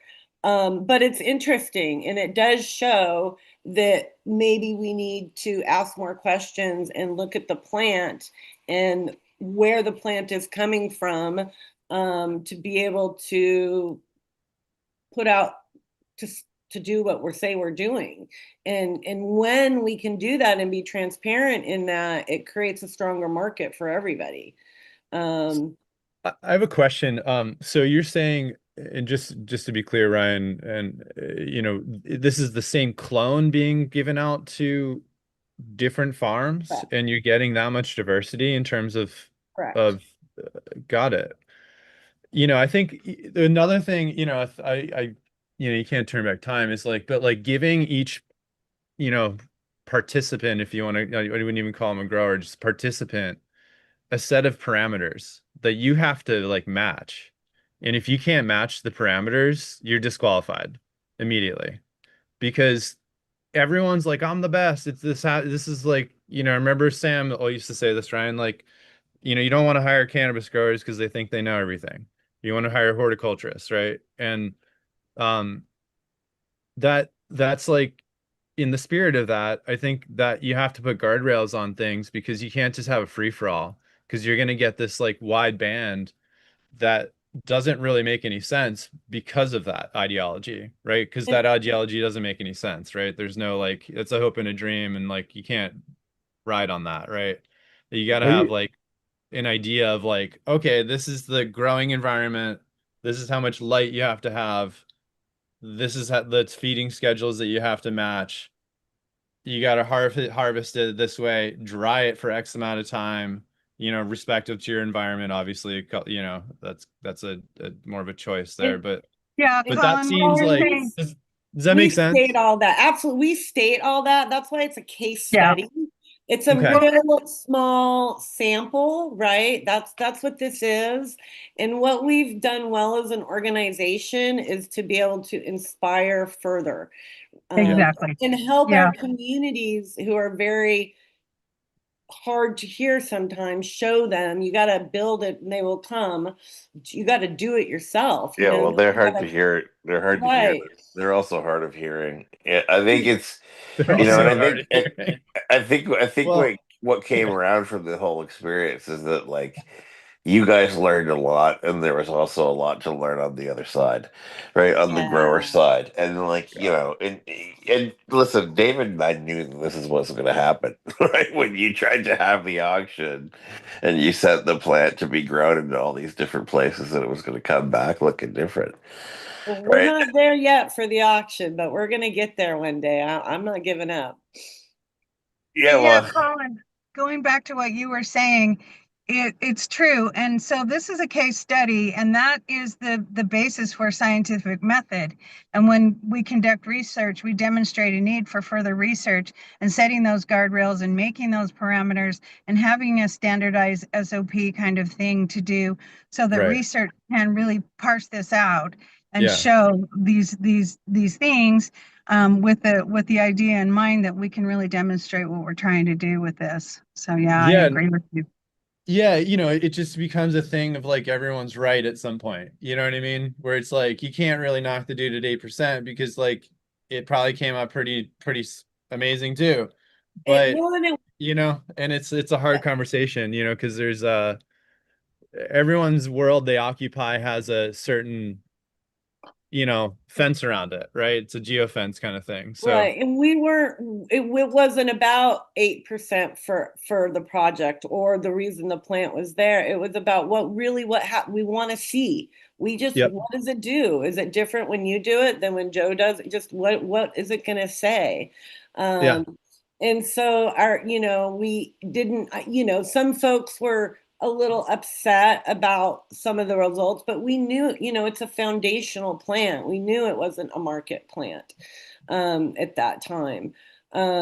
So I think that it was really about trying to figure out and answer questions. I'm a very curious person, and I think everyone seems to be around this plant. Um, and figure out ways to not just, this isn't just about the breeders, it's about the overall how we got there, and what we found out, and how we share it, so we can teach and empower others how to value themselves, because that's a big problem with a lot of legacy operators is they've never, legacy dads didn't get to go to school and go, dude, you're an awesome dad, fireman, weed grower dad, Totally. and so how do we, because we need to heal to make sense in this industry. We went for the money first without healing. Um, and so it's also a study on how when you work together, because of the amount of money that we put into this versus the value of what got put into it, and all these people coming and working together. I think when we're done, I'm writing that we just finished doing an ethics survey, that we got to survey Humboldt County Sheriff's Department, as well as a bunch of folks that have been around the plant longer than 21 years, and pull all that together. The focus comes off the genetics and it comes more around pathways to value for your experience. And we won't ever be auctioning off the skunk one. I'm really hoping that people will see value in this foundation that we've created and want to take it and do more research. So I think there should be a baseline across the globe in all these communities, to see, what is Colombian gold producing in Colombia, because it very likely is producing, like the way honey does, antibodies for its culture, producing things that empower and help and heal that culture. And what can we learn from that? I think we can learn a lot. Right, Michael? We talk about that a lot. For sure. Yeah, it strikes me that, I mean, I don't want to get too esoteric here, but this is hash church after all. But so you bear with me, but it seems like in the cannabis space, in the cannabis movement in California, there was something captured by the fleeing hippies and those who really didn't fit in the San Francisco Bay Area space, that went up to the hills and started growing weed back in the day, and created this sort of more than a culture. I mean, a sort of a mini universe in and of itself that had to take care of itself. I mean, you're cut off from humanity to a certain extent when you're up in the North Country. There's no little convenience store 5 minutes away. Everything's difficult, and you you have this sort of community that emerged, and that community, I think, saturated the majority of the state of California through a process of initiatives starting in 1972, first marijuana initiative ever in the United States to legalize cannabis, in California. And this culture, became sort of the standard guard culture, the fallback culture of California weed, of California cannabis. Anything else was sort of on the margins of this culture. And this culture really, to a certain extent, drove the entire United States cannabis movement and cannabis space for a long time in the 60s and early 70s. And the remnants of that culture that were still there growing cannabis and really feeding not just cannabis California, but cannabis from California was showing up in New Jersey and Florida and other countries. Really considered one of the standard high quality source cannabis producing places in the world. And cannabis gave back a lot to the folks there in that community. Sorry, taking about wait for a second. But you have people that really found it to be important in their life changing for many, with medical situations and stuff, where the medical marijuana concept even comes from. Before that, Dennis Peron's medical marijuana stuff, it was all pharmaceutical. Bob Randall's day was, let's make it Schedule 2 so we can get access in the pharmacy. That was not what Dennis Peron was about, and that's not what California was about. And I think to a certain extent, the community looks down in horror at what the cannabis culture has become under neo-colonial distribution system that we have now.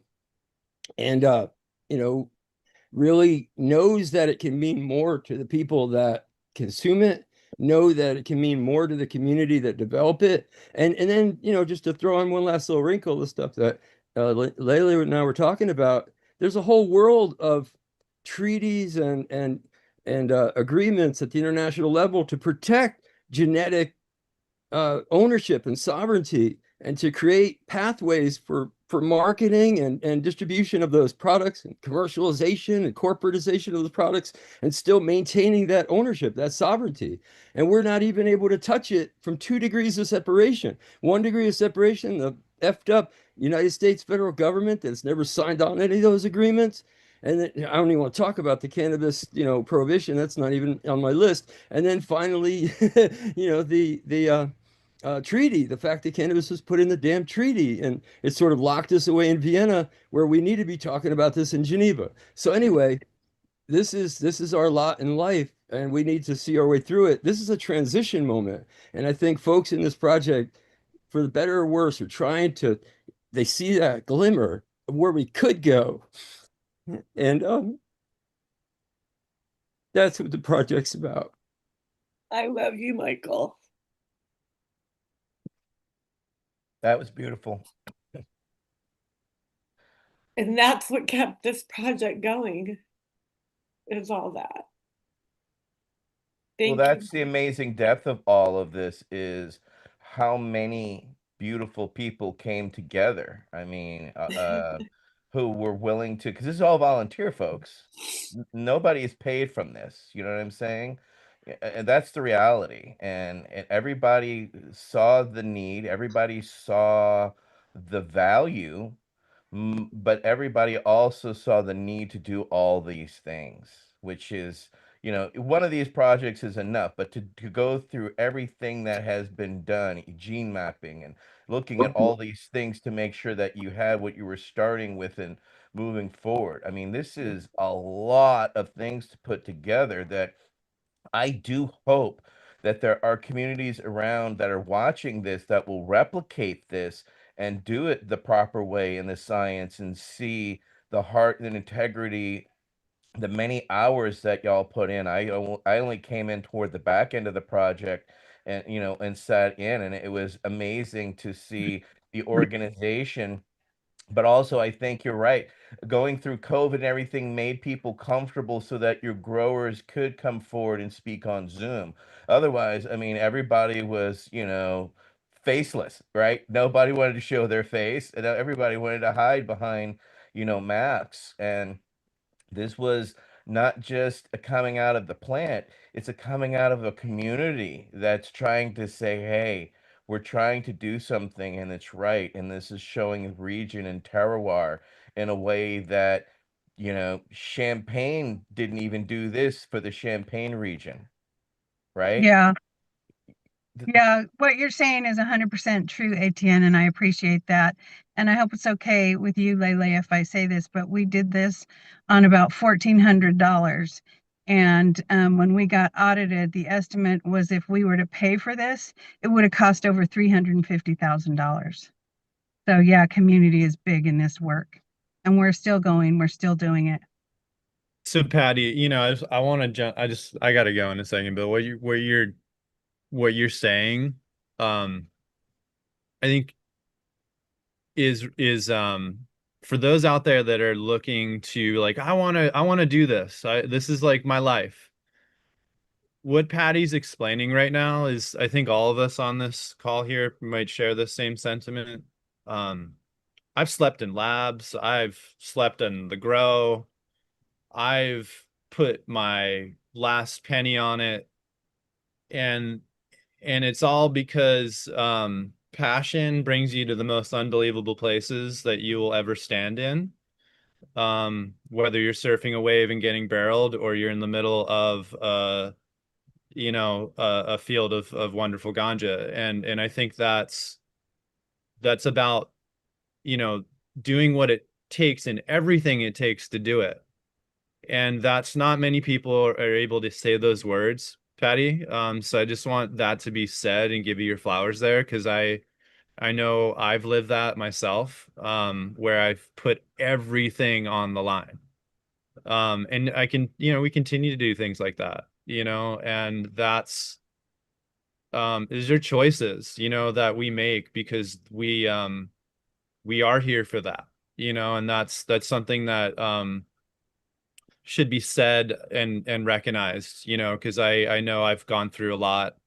Marcus has also, Dr. Mark, Etienne, everyone, Ryan, um, and it's a lot to just be like, I'm gonna, it's like food or this, and art. I've lived in, as an artist my whole career. It's like it just that resonates in such with such light to me, because you have to believe um for it to happen, and those are the most important steps that you'll make in your life is it's those of us that dare to chase our dreams, and the agony is not in the trial and the failure, but rather than not to have tried at all or even have the opportunity, right? So I think that's the most important thing to walk away with here is those that are out there like, how do I do this? Well, you go and do it the way that Patty just said it.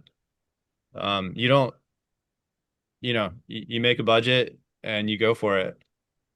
If your budget's $1,400, that's what it is, Yeah, and So, we keep much making those respect. decisions. Yeah, we keep making those decisions.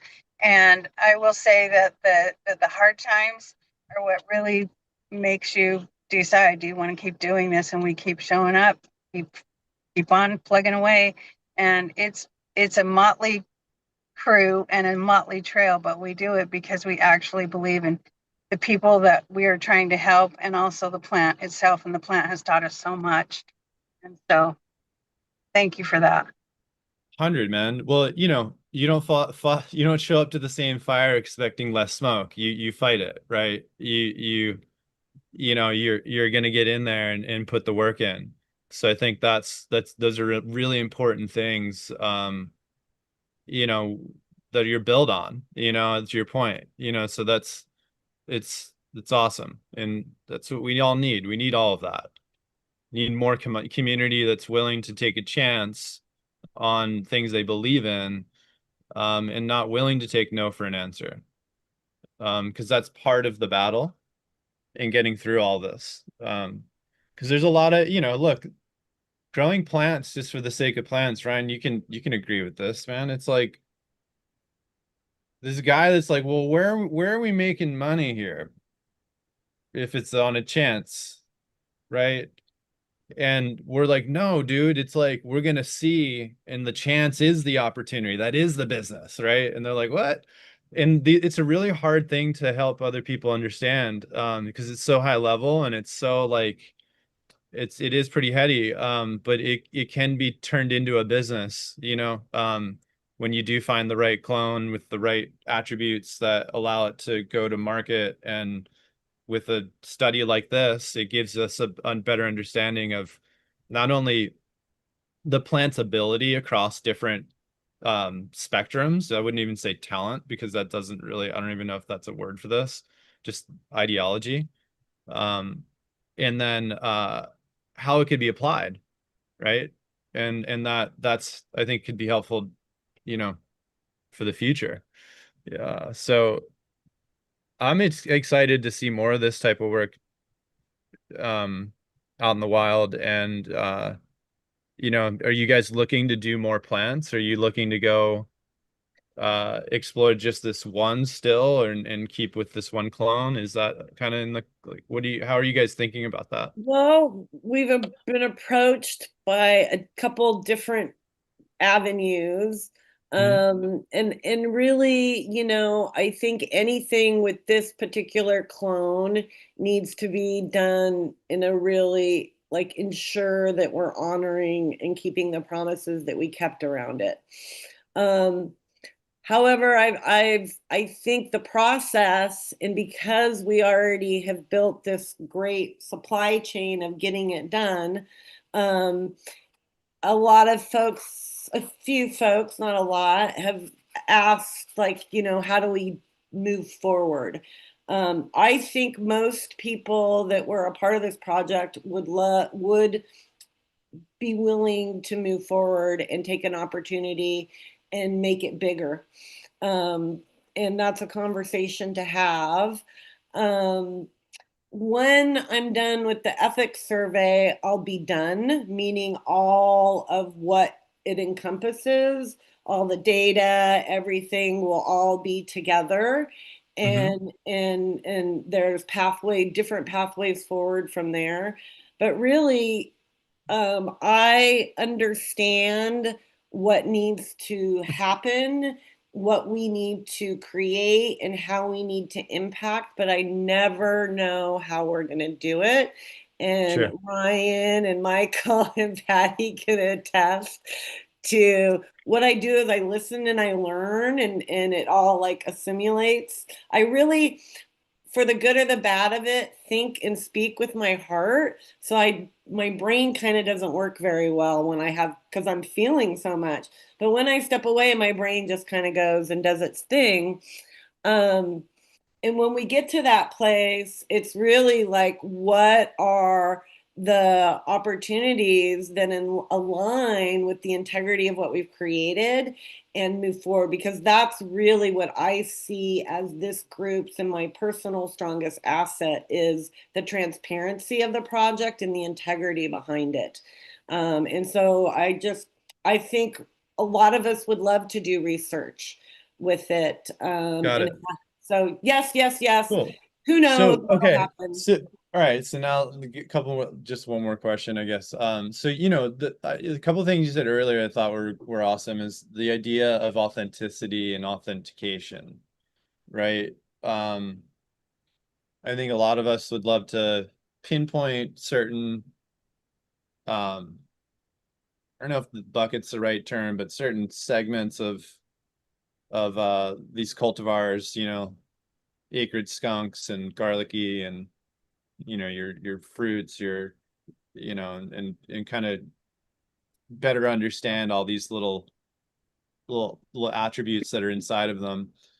Um, did skunk did the skunk did the skunk one seeds that you guys grow exert any of those like rare thiols, or was it mainly um you know more myrcene? And what to speak on that more, because I thought it was like Patty, you touched on a little bit, and you were kind of throwing some flame knowledge out, which I loved, and Marcus picked up on it. So if you could elaborate on that, it'd be great to understand that, because there's a lot of talk in our community of like, oh, skunk's dead, it's not this, it's not that. What was your experience? Okay, let me get them up. So the first thing we learned is that, of course, it's highly volatile. So only out of the 11 samples that came in, we were only able to, and the other consideration that needs to be made and thought of is that infinite chemical analysis created the thiol testing. So there was no like baseline. It wasn't happening yet in the market at this point in time, except for I think one other lab in California was testing for thiols in cannabis. So they developed their thiol testing with this project. So like you got to take all that into consideration. But the two farms that it did express in, I'm trying to find the numbers. One, hold on.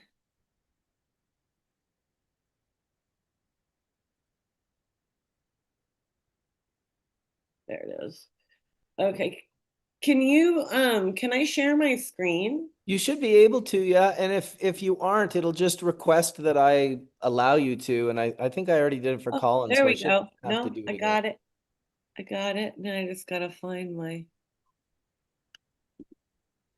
Dude, here, I got something while we're waiting. Oh, you got it? Yeah, I was just going to show what she's talk about this, what she's showing right here. So those are the two made sulfide compounds that were found in these plants. And I'm sorry, thiols. And these sulfur compounds were expressed differently, as you can see. there were actually 3 different ones that we found in these COAs that we had done, and they were different between the grow sites. And so Could you I read think the that name of the compounds? Could you? I can't see the name of yeah, them. it's prenylthiol and dimethyl sulfide. And those are the Okay. 2 main ones that we had. But there was a third one that was very minor, and I don't remember. I think it was, oh, it was prenylthiol thioacetate. Okay. So was there any IPM sulfur used in the IPM management on this particular farm? Do you know, There, or or a soil there What were I could amendment? actually 10 do is different go farms. into the grow files and see if they listed that. Because also you can use it as a soil amendment. Can't remember. There's so which is helpful in the uptake, right? Um, but I don't know. I'm just curious. I'm always looking for correlation. It's like, okay, so like, how did we arrive here? So I have a data file that Hmm. has everything redacted because there's a lot more information. Our purpose wasn't Sure, to look at those things, and we didn't, this plant, we were able to do this because of the grow off. It got it. allowed us a free opportunity to get it out there in a way for the farmers to benefit, you know. Um, Yeah, my so mind that's is like just goes to like, oh, there could have been a soil amendment where they use like because I have a sulfur amendment in my soil. Like that's helpful for the plant, and I know the farmers. it It, definitely helps in the in VOC development. I can't find a correlation between how much it helps and how little it helps, right? I'm like, okay, I know it helps, but I don't know. I'm always trying to find the data point, right? So we can have that aha moment. But wait, my it's computer very is hard, okay. but I get We don't excited want about the this kind of stuff. chemistry. We want the farm data. Let's see.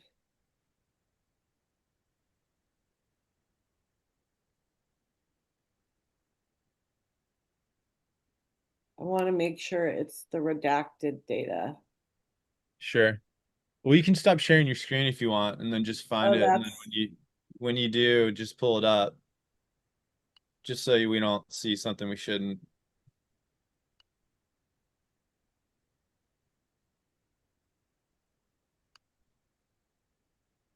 okay. Is my screen stopped sharing? No, No, no, it's no. You it's want still to sharing. go down to share, and then click the button and just hit unshare, or the top left hand corner there's like a little blue circle. You can click on that and it'll Oh, there it is. there Okay. you go, there you go, sweet. All right. Yeah, I just want Sorry to make about sure that, guys. we don't want to aid in your breaking an NDA, It's all me, but I we just I coached her don't in breaking her NDA on live. No, we copyrighted it just so it wouldn't be co-opted, Got it. so that it would Oh, be good. acknowledged, but everybody is welcome. We ask that you fill out a waiver, but the waiver again is only because the numbers can help with funding and things like that. So it's like finding ways to because we're trying to teach people to value themselves. So the work that we do and look at all these incredible people that I have accountability to and need to honor in return, right? Like, how can I do that? Is figuring those just little pieces out. And the waiver is one of those ways to just numbers matter type of deal. So the idea is for everyone to read it and learn from it. It is for Got everyone. it. Right on. Awesome. That's sweet. Yeah, I'm huge on open source. I it's like it's like music, man. Like this is all theory and Exactly. in practice, and you can grab an instrument and spend a lot of time learning it, and then develop a voice with it, right? That's yours. And I think that's very much like genetics. I mean, I used to say that when I'd like give out clones of like my sour, right? I used to have a mom of sour, and I'd give that out on the East Coast to my homies that would grow it. They'd all grow it differently, right? And they all say, "Oh, my version's this and that," and and it's like it's just fascinating to me that all these years later, that was like 25 years ago. It's the same conversation at a different with data points, and and it's all the same thing, but more organized, and I like the fact that what you're doing, because it's so necessary. We all, because we cherish this idea of like breeder cuts, and I'm always like, well, dude, just pop seeds and find your own. Like you might just have your own stable all of a sudden, you know. And those might work even better for you if you put the work in. Right. So Right, because they probably do it a little differently than you, so they need it to work differently for it to produce well in their environment. So yeah, and this I've learned from friends, that's like learning from Ryan and Marcus, and I cherish that. That's something you can't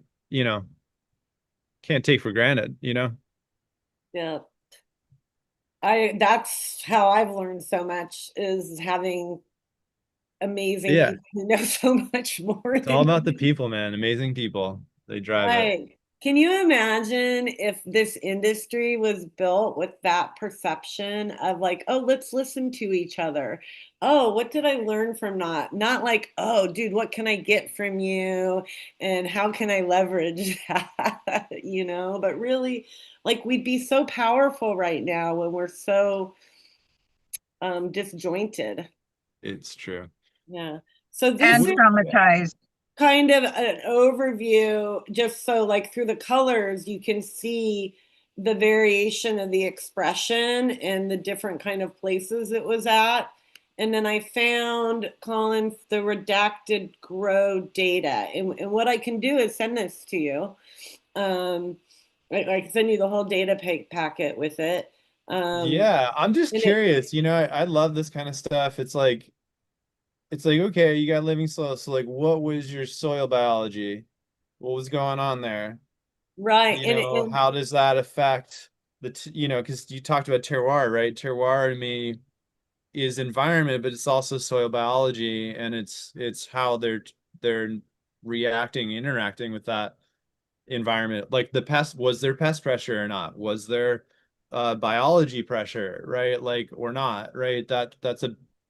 It's another thing. Like I think about season to season a lot as well. Like some seasons you don't really have a lot of pressure, right? Some you do. Um, yes, there's a reason, there's a lot of reasoning and behind a lot of this stuff. So it'd be great to understand it, because it's for people like myself, and I'm sure there's others out there that share the same, obsession, is understanding the why, you know. Um, I think that's like the biggest thing. It's like, how do I yes, understand it I more? think we're very Maybe I can do that too. yeah, totally.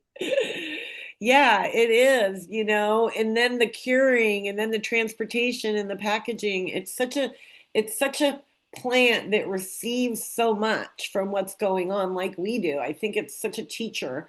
Um, I have, and Ryan's gonna roll his eyes at me. I told him I'd smoked the skunk one, and I've had two psychedelic experiences on it, and I was like, dude, he's all, don't you say that publicly. It's like, oh. But that being said, I can see Ryan I saying that. would I Listen, would it's love probably not that psychedelic, but you know what? That's your reality. the road was doing this while I was driving, and I was just like, what the heck? Um, Maybe it was just me. Who knows? It could have been me. Right. But I think, and Kevin McKernan and I have had this conversation. He has said to me that he believes that at some point, and it's why I used Colombian gold as a reference to this, that they already know, right? Like that you're right, that the microbiome really impacts the outcome, that the culture and the person also really impact that outcome of that plant. which I think would be really beautiful because it would then empower all those cultures across the globe that have been working with it for so long. And kind of take some power out of Big Pharma's hands because it shows like, if you want to cure whatever, this is where it's got to be. Yeah, no, I think, Canopedia has come a long way, but it's now more useful than ever and becoming Getting more flagged? affordable. And Oh, you're trying to one up me, eh? there's Guess my more, next one will there's more be to be done. It'll be even better next year. And maybe, Kevin can get beat up by Ryan a little bit more and you can pressure him to do more stuff that's better. Because I think those exchanges are healthy, Ryan, like I think Kevin's trying to do good. I do believe that. I think all these years later, he's like built something that is in the spirit of like trying to do good. And he's brought going to CanMed really kind of highlighted that for me when I was there. I think there's a lot of individuals that are attempting to do good. Um, so I think having you in the mix and your mind in the mix there to kind of push some buttons and, highlight other things that maybe they're not thinking about might be helpful, man. Because I know you know so much that is just not being talked about. So let's put it there. And Ryan, you are an incredible educator. Yeah, like the best. So there's your flowers, man. And you're good at keeping friends out of fires. I appreciate you so much, man. I appreciate Mike, Etienne, Patty, you guys. Just like it's been a long ride, and it's been a ride because we've kind of gone in a couple different directions and circles, and I'm so grateful that we get to now educate on what we all learn together. And it's, you know, it's no longer us talking about it. Now we have data that helps supports it and what so many others are talking about. Here's a little data. And if any of you, want it, there's a waiver form and it's just, getting your information, which I'm not going to use, but it's more the numbers for me to show and to track who's read it. I can track the public summary, but the full report, it's a giant PDF file. So just reach out to me and I'd be happy to get that to anyone who wants it. And that's what's Cool. Yeah, important. We've got for right sure. now, we have 18 countries reading it, which I find incredibly exciting that people from all these different countries are interested in it. And a lot of people have read the public summary, like hundreds of people have read the public summary. So I want you guys, Patty, Ryan, Mike, Etienne, to know that people are reading it. So people are getting the information. Well, that's most important, because this is something I hope, as I stated earlier, is seen by many different communities so that they can replicate it and also look how serious you took it. And that's why governments, plural, are looking at it because this isn't anything that was done with half-assery. And I want to communicate to people. There was a lot of serious thought and depth. I mean, look at the scope of people who are involved here. Ryan, Patty, Michael. I mean, all people I know that have solid reputations as educators, scientists, as well as lay scientists who are trying to move the issue forward. And these people would not be working with somebody who did not have integrity because all of these people have solid foundations in at least of understanding of that. So that just want to give people the understanding of the gravity of people that were in this poll are not small and people saw the value early on in what you were trying to do and accomplish and contributed. And I think that's why everybody felt so honest in volunteering their time and their space, is because we saw the future value in why governments and other communities would be looking at this. And also credit to you all for realizing the depth that was needed to help move this forward. Because, I mean, some people could just keep it very surface. You went very deep into things before you even put the plants in the ground. And that is something I think people really need to understand. All the groundwork that was laid before you even distributed those plants. I mean, there's a lot of forethought here and a lot of planning that was not easy to pull off, and that's why it took years. So this did not happen over a week, over a couple of days, people. This happened over years of work, determination, and slings and arrows of outrageous fortune that came around, because there was also just controversy over the whole Skunk One situation that was behind the scenes that you haven't even talked about.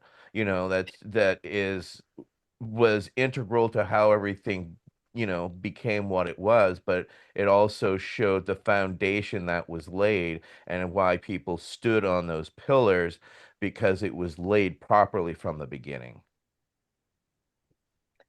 Yeah, well, Well said. Very well said.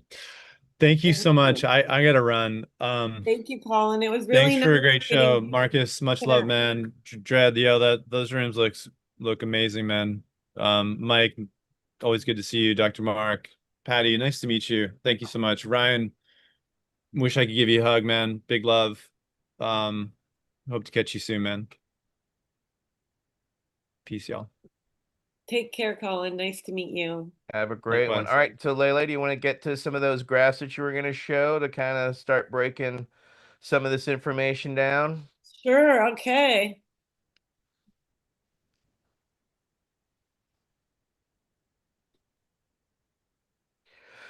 Okay, so let's start up with here.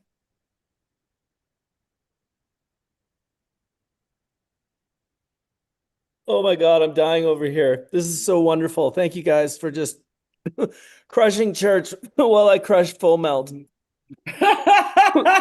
Hey, you lift us up. It says, sometimes we have to lift you up too. So it's the best we can do, sir. Starburst 36. Higher grounds, 3 blind trikes. That's it. So this is just for the THC. You can see the variations. And yes, the one that had the highest THC was mixed light. But then the second one was full sun outdoor, and that's still a pretty, from an 8.8 to a 17.5 variation, and they're both full sun outdoor farms. So we would need to know, in fact, in the grow, we can look right now in the grow information. Oh, no, I'm not gonna be able to do that. But you can go into it and find out what differences there were in the humidity and all of that. In their grow mediums, I think both were living soil too, if my memory's correct on what aligns. But it's all just to ask more questions. So that's and then you can look at the more minors, how it exhibited between, again, number one is the mixed light. But then these are all either full sun or depth, most of them are full sun. This is number 7 is a full sun. Differences.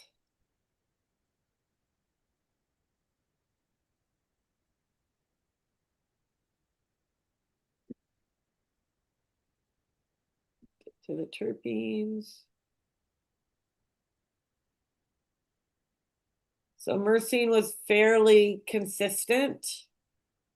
this I know all these farms, and this sample 11 grows in probably out of all of the farms the driest, lowest level elevation farm. I don't know if that's why, but I just thought I would add that in there. The ones, and then here's all the variations and all the terpenes. If you have any questions or want me to stop or look at anything, Slow down. You're going okay. very fast. People have to have their eyes adjust to what you're putting on the screen. So just give it about 30 seconds or so so people can kind of understand, one, what they're looking at. Two, why does it matter? And you're going through them really fast, but that's because you know the data. You have to realize none of us know and have seen this. I'm saying this as a person who's just Oh, a I viewer. appreciate So it. just slow her down just a little bit. You're doing great, and especially with the enlarging so we can see what you're doing. So keep going, sister. You're crushing it. Okay, I appreciate Lele, it. would it be helpful if I put the report summary into the chat for people to look at? Oh, that might be a good idea too. It Okay. doesn't have all the minors and Yeah. the different, it just has the two major expressions. I don't know if it has the files in it or not, which I It think does have a little about the thiols, yeah. So I'll just put it in. It's a broad strokes, but it gives you guys an idea of what the big comprehensive report has to offer. and then here's the variation of the terpenes. Um, so this number 7 farm, he kind of did great all the way around. He's the one who expressed the thiols at quite a bit higher than the other farm. And he's in a place which I just find really curious is what traditionally, and I think there's places all over the world that have this that we call the sweet spot, where the heat and the ocean come together. And I just would love to be able to like dive in and look at more stuff from this angle, right? To like understand that and to be able to empower like these farmers to figure out what they grow best.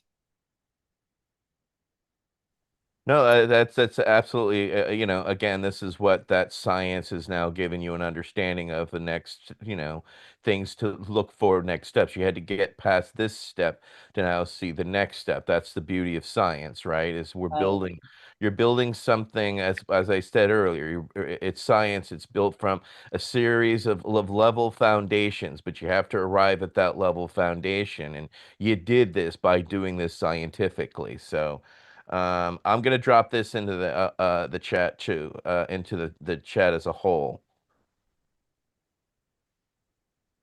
Do you mind if I share this in the YouTube chat? please do. Yes, please do. I appreciate it. So in the report, we have a report from Arcata X, and we actually didn't even know it was going on. But they were given from one of the farms in the grow off a batch to extract, and they did the extraction on it. Now I'm not able to, the farm wasn't able, we're not able to say that this is from the same batch that was tested for the grow off or anything like that.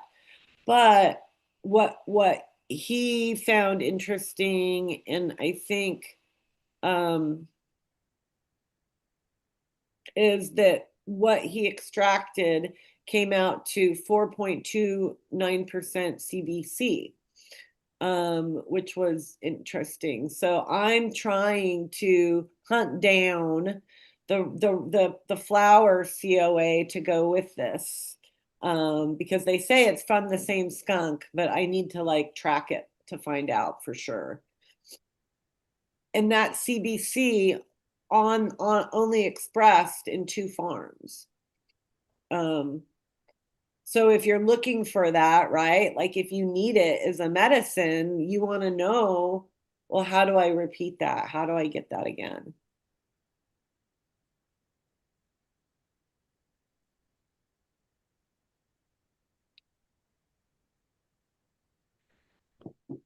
And there's the difference. But this farm, sample 11, like I said earlier, is in a low valley. It has a lot more heat. And then sample 7 was on a mountain ridge where that heat meets the ocean cool. But what we don't know is how they harvested it, how they stored it, how they packaged it, all those sort of things. And I had one farm call me, and this is all just, hearsay, not like this isn't in the paper because I can't validate this. But it's a someone with experience say that the skunky smell really came out later in the curing process, and he thinks the way he cured it had something to pull that out more. He's the only one who came to me and gave that information. But I think it shows that when we really look at the plant and if we care about how the consumer or the patient is impacted, we have to really look hard at the supply chain a lot more to ensure that that end person, that end product is what we say it is. So that we can build that consumer trust and that patient loyalty around the plant. Because our biggest hurdle is fear around that new consumer. And we really need to create trust. And this kind of transparency and listening to the plant is going to help us build that more, not just empower the creator, but really I see it as a pathway to help empower the market and patients. So my comments here on the thiols for a second. So the Yeah. prenyl thiol at 14.88 micrograms per gram, dimethyl sulfide at 7.66 micrograms per gram. Just to recognize this just for a second. So, THC percentages are in the what, double digit percentages in flour, certainly, and in distillate or any kind of extract or isolate. These are there in a microgram per gram. Okay. So we're talking about several orders of magnitude lower than what the cannabinoids are there. It's cannabinoids are in there in the double digit percentages. These are in there. You have to move the decimal point for maybe even 5 decimals to get to this level. So first of all, these compounds are very, very fleeting, right? And it's kind of like it's an apples and oranges kind of thing. Like, when you go to the beach, you see a lot of sand, right? You might see like one or two pearls in an entire beach of sand. So you're talking about that level of concentration. So the other thing that the guys at Abstracts has pretty nicely shown is that the amount of these thiols, because they're so fleeting, because they're so volatile, are are great indications of freshness, right? Because the fresher your cannabis is, the more your thiol is going to be there. That's why I was asking about that. I mean, I think the phenomena that you talk about was the old, adage of what OG really stands for. Everyone's like, oh, original gangster. No, it's ocean grown. So ocean grown is a particular type of terroir that exists in California and up there, like on the Lost Coast. It's so cool.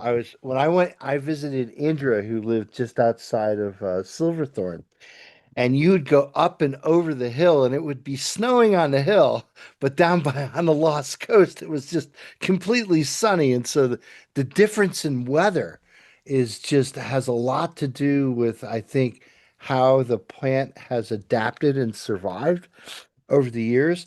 But going back to these thiols for a second, so the interesting aspect about these is, again, dimethyl sulfide. Yeah, dimethyl sulfide smells like broccoli, or it smells like if you ever fart after you eaten broccoli. That's what dimethyl sulfide smells like. It's got a very particular sulfur kind of smell. The prenylated thiols are the ones that the guys from Abstracts are basically identifying as the Tropicana sulfur kind of compounds. So very, very subtle tweaks to the molecular structures of these things change them from a more skunky essence to a more fruity essence, you know? And it's just so interesting because again, when you think about these prenothials, I think what Colin was leading to is could use of elemental sulfur um, somehow supplement the fact that these thiols contain sulfur. Well, not really, because the sulfur that gets incorporated to these are sulfur that are already in the amino acids, things like glutathione and other things like cysteine, where sulfur is already incorporated in there. So I don't think adding exogenous sulfur, but what we do know is that sulfur, so sulfur, if you use sulfur as a foliar fungicide, I think it is. I think it will kill insects, but mostly it's a fungicide and bactericide. That sulfur can actually react with the cannabinoids to actually do something called a disproportionation reaction.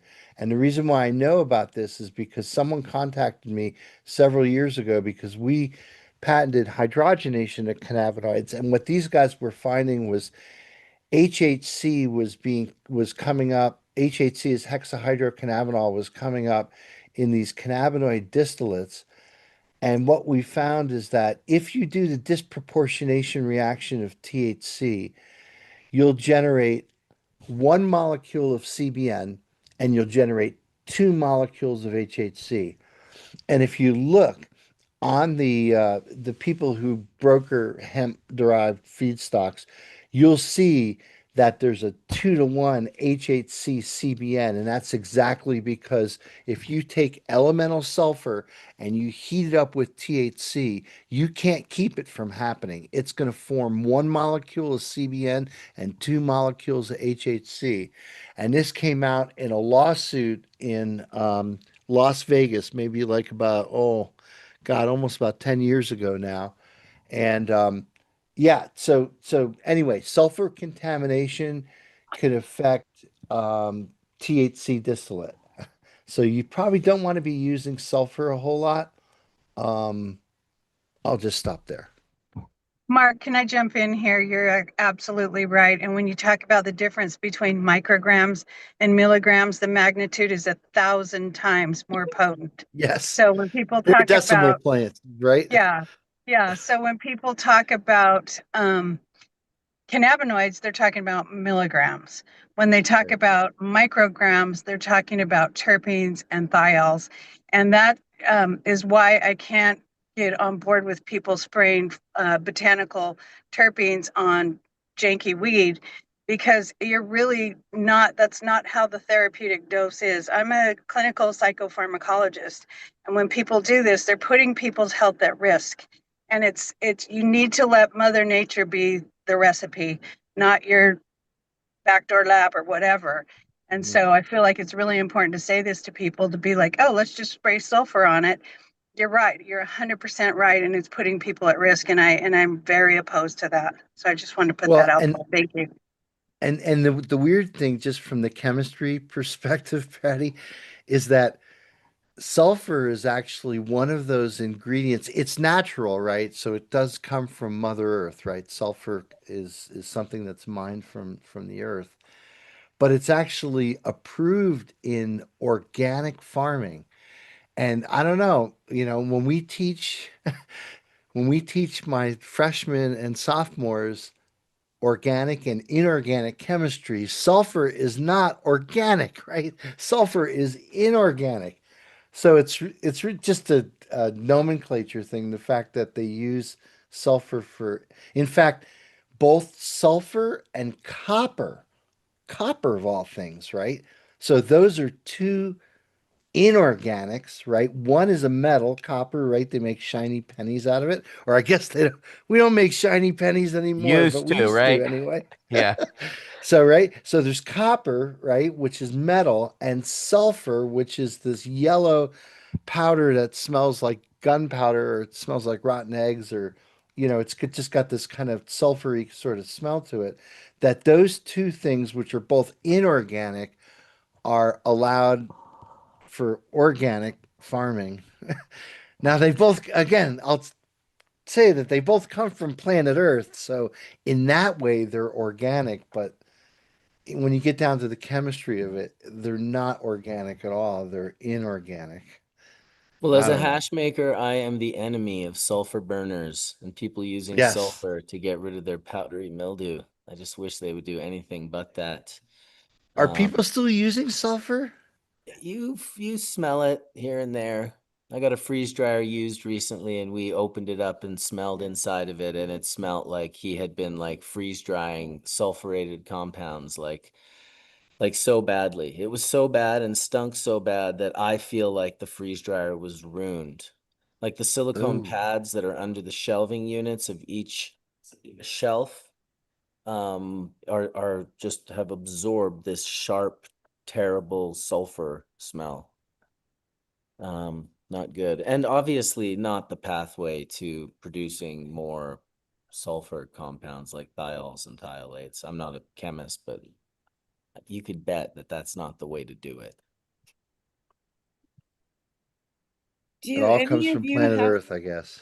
to navigate the irradiated weed where you're at? I keep worrying about that, and I'm very curious as to like, I don't understand how it could not change the chemical structure, especially some of those delicate compounds. It Yeah. does. I saw this directly from in 2011 when I went to did the master class, which Ryan did after me, and we saw the results directly at the University of Leiden from what the irradiation did to the bedrocan cannabis, and it wrecks the whole terpene profile.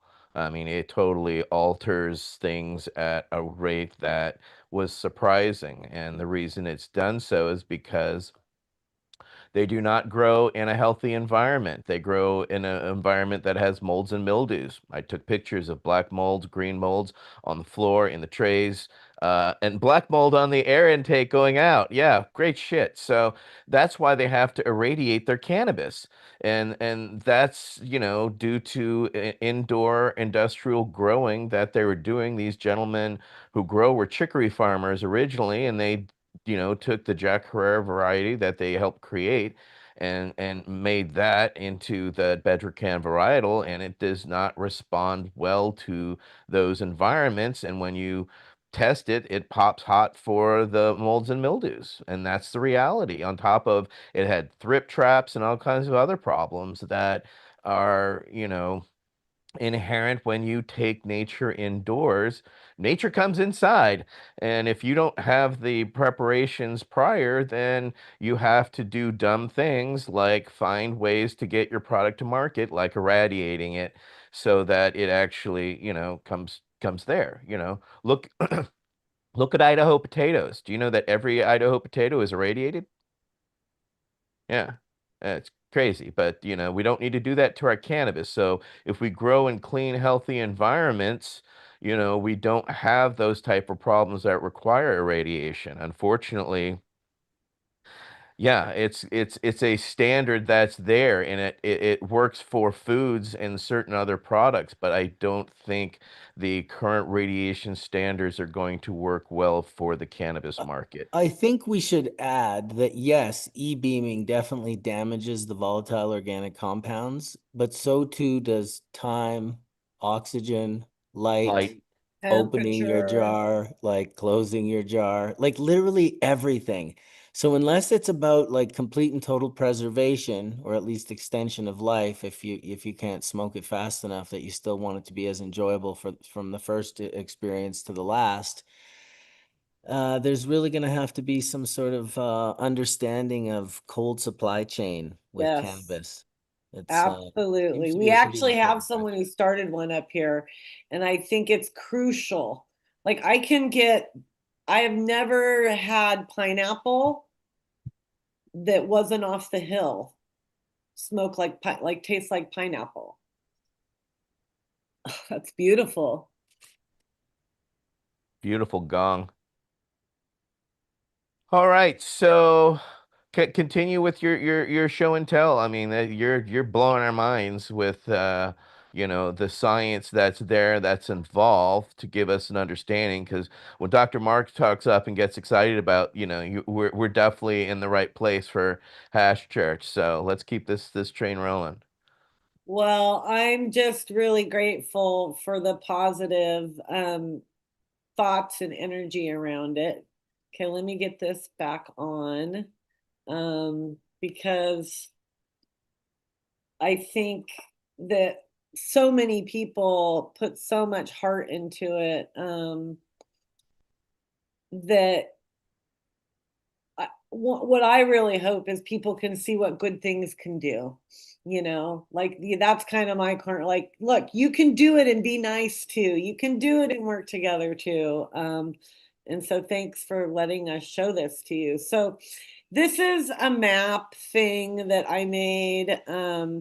trying to show the variations in just a real grab way. I think we already kind of looked at this. No, no, no. Hold on there for a sec. Okay. Give it kind of a minute. So I large, make also it a little larger for a second so people can absorb this because you know this, you've seen it, you've created it. And what does this show? It's showing from left to right. There's different colors, but for somebody who's looking at this for the first time, what are we seeing in this graphic? okay. So what we're seeing is at the top is we're seeing the variations in the THCs.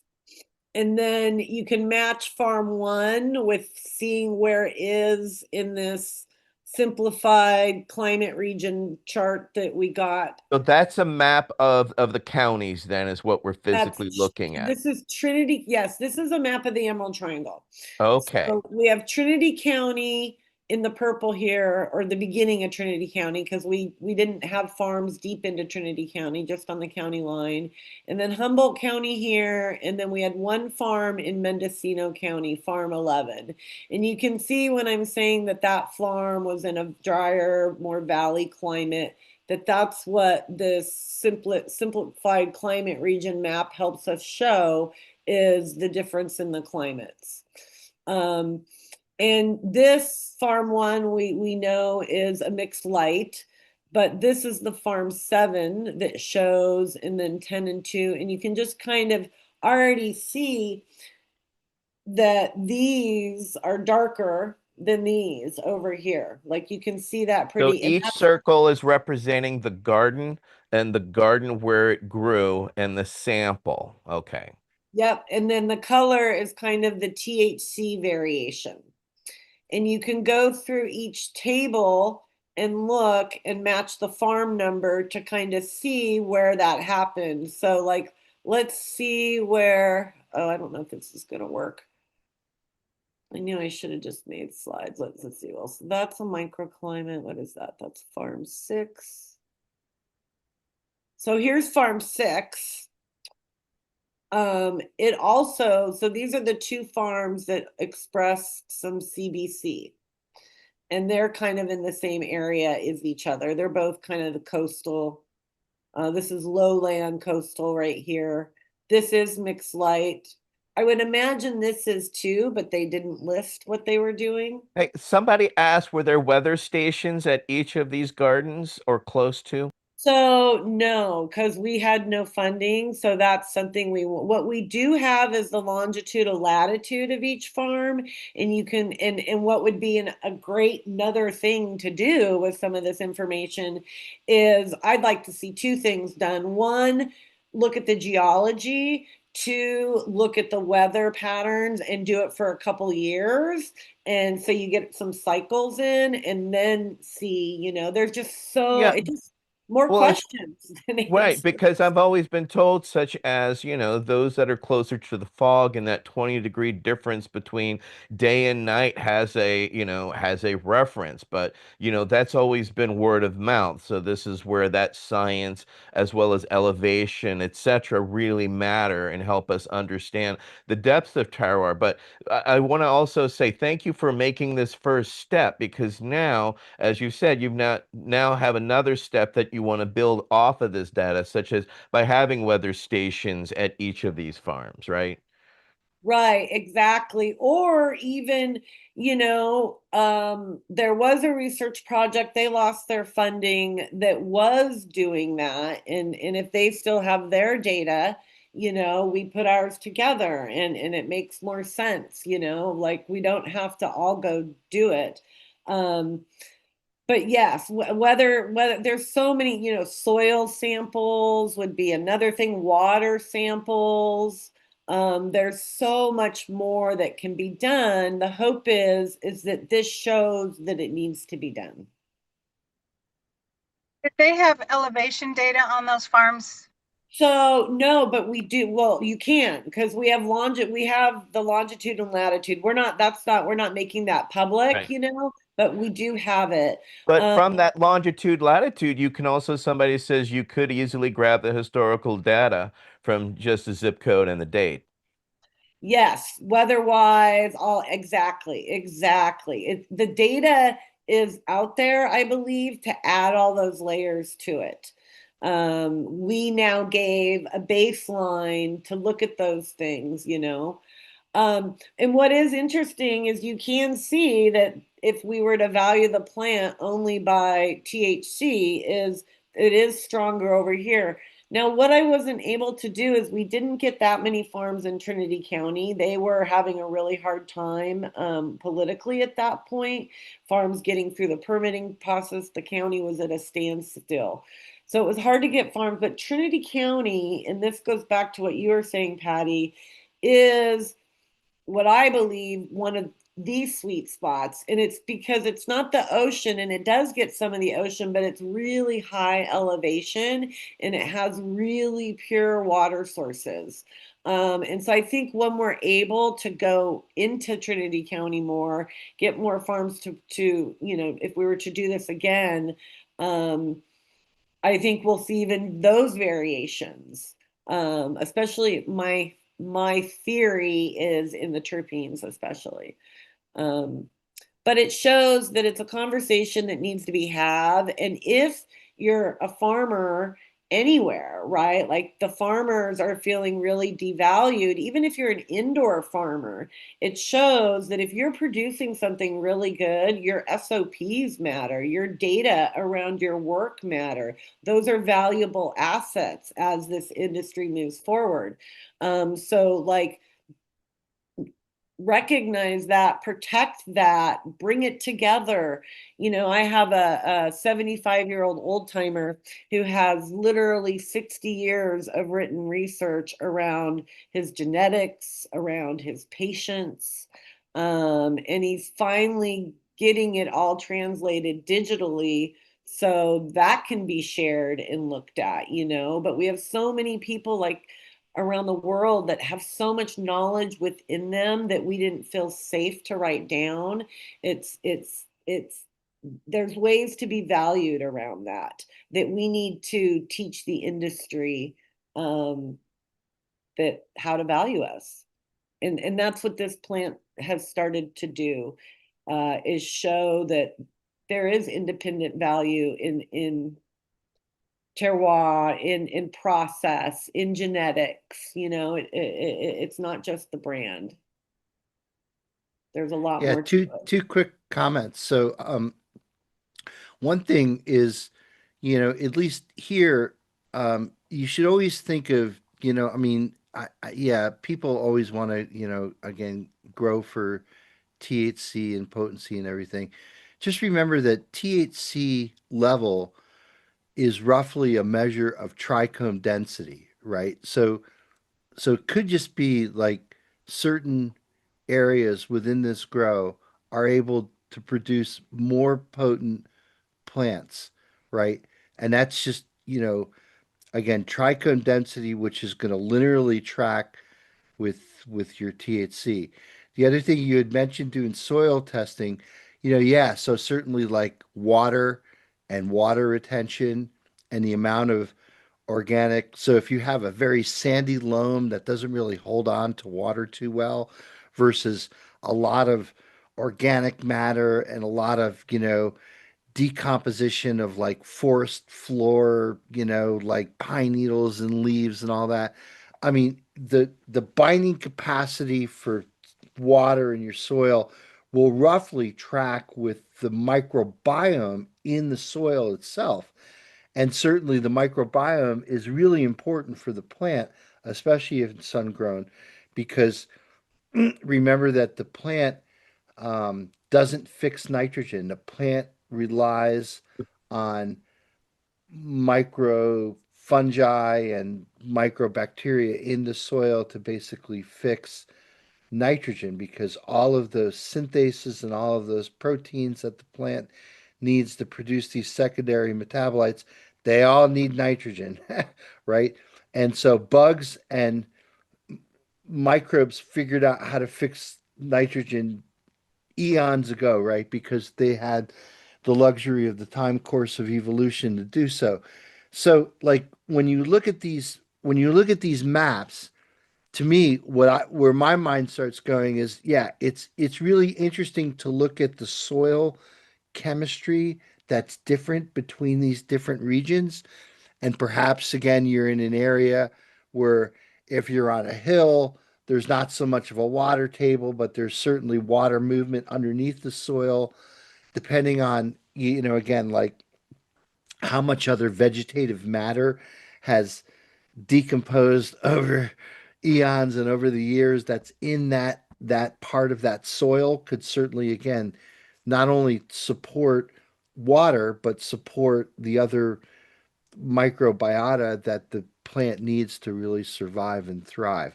But yeah, just to go back to the original point, which is THC potency is just really measuring how productive the plant can be in making trichomes, right? So roughly your THC percentage should also track with terpene percentage if it's the same variety. And it kind of does if you look at the colors anyways, right? Like it kind of the ones that are higher in the myrcene are the ones that are higher in the THC. Not all of them, but most of them.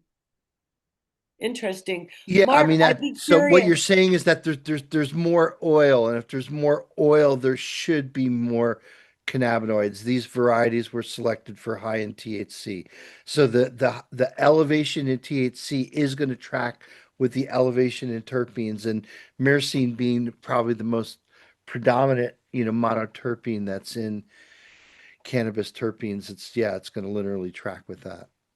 I would be curious. There's a conversation happening up here right now about appellations. And there's one side of the conversation that says it has to be in the soil, and the other side of the conversation says it can be in like bags or whatever. Um, I think my history tells what kind of side of the conversation I'm from, but it's quite a heated argument at Yeah. the And state so level. how do you navigate those waters then if you've got that type of, because as we know, growers are entrenched in their growing styles and growing ways, and they don't readapt on anyone's suggestion lightly. Right. Well, we kind of had to like learn as we go, right? Well, that it really have been around for these for a while up here. So yeah, there's that really strong independent personality. I can be at fault for that myself. Well, Um, I think there's a scale, on or a continuum on which, on one end of the continuum is cannabis that's grown with complete independence from the environment. In other words, you can grow it in a grow room on the moon, right? And then on the other end of the spectrum is complete dependence on the environment, where there's, nothing between the plant and the sun, nothing between the plant and the earth, nothing between the plant and the water, essentially.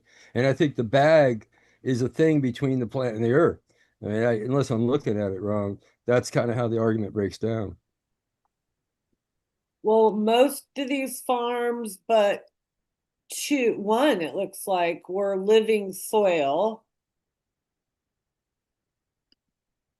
That's why I put it in a gradient. I don't think there's any, clear, it's in that gradient somewhere, Yeah. I Yeah. mean, if you took all the soil out of your yard and replaced it, it's growing in the soil, but what is it growing in? Right. And we do have the soil brands if they used them. Let's see. So I mean that would be the equivalent of a bag without a bag. You know, if you just remove the yard and replace the yard with a different soil completely. 1, 2, 3. So 1, But even that, correct me if I'm wrong, Mark, but that would 3, over time 4. become normalized to that environment. That It it looks would like 4 were in the ground, and 7 is one of those 4. interesting. Yeah, I have to think that roots in the ground matters, right? Yeah, it Ro- tends to. So Versus roots in a pot. Roots in a pot is just a completely different situation than roots in the ground. Is that right?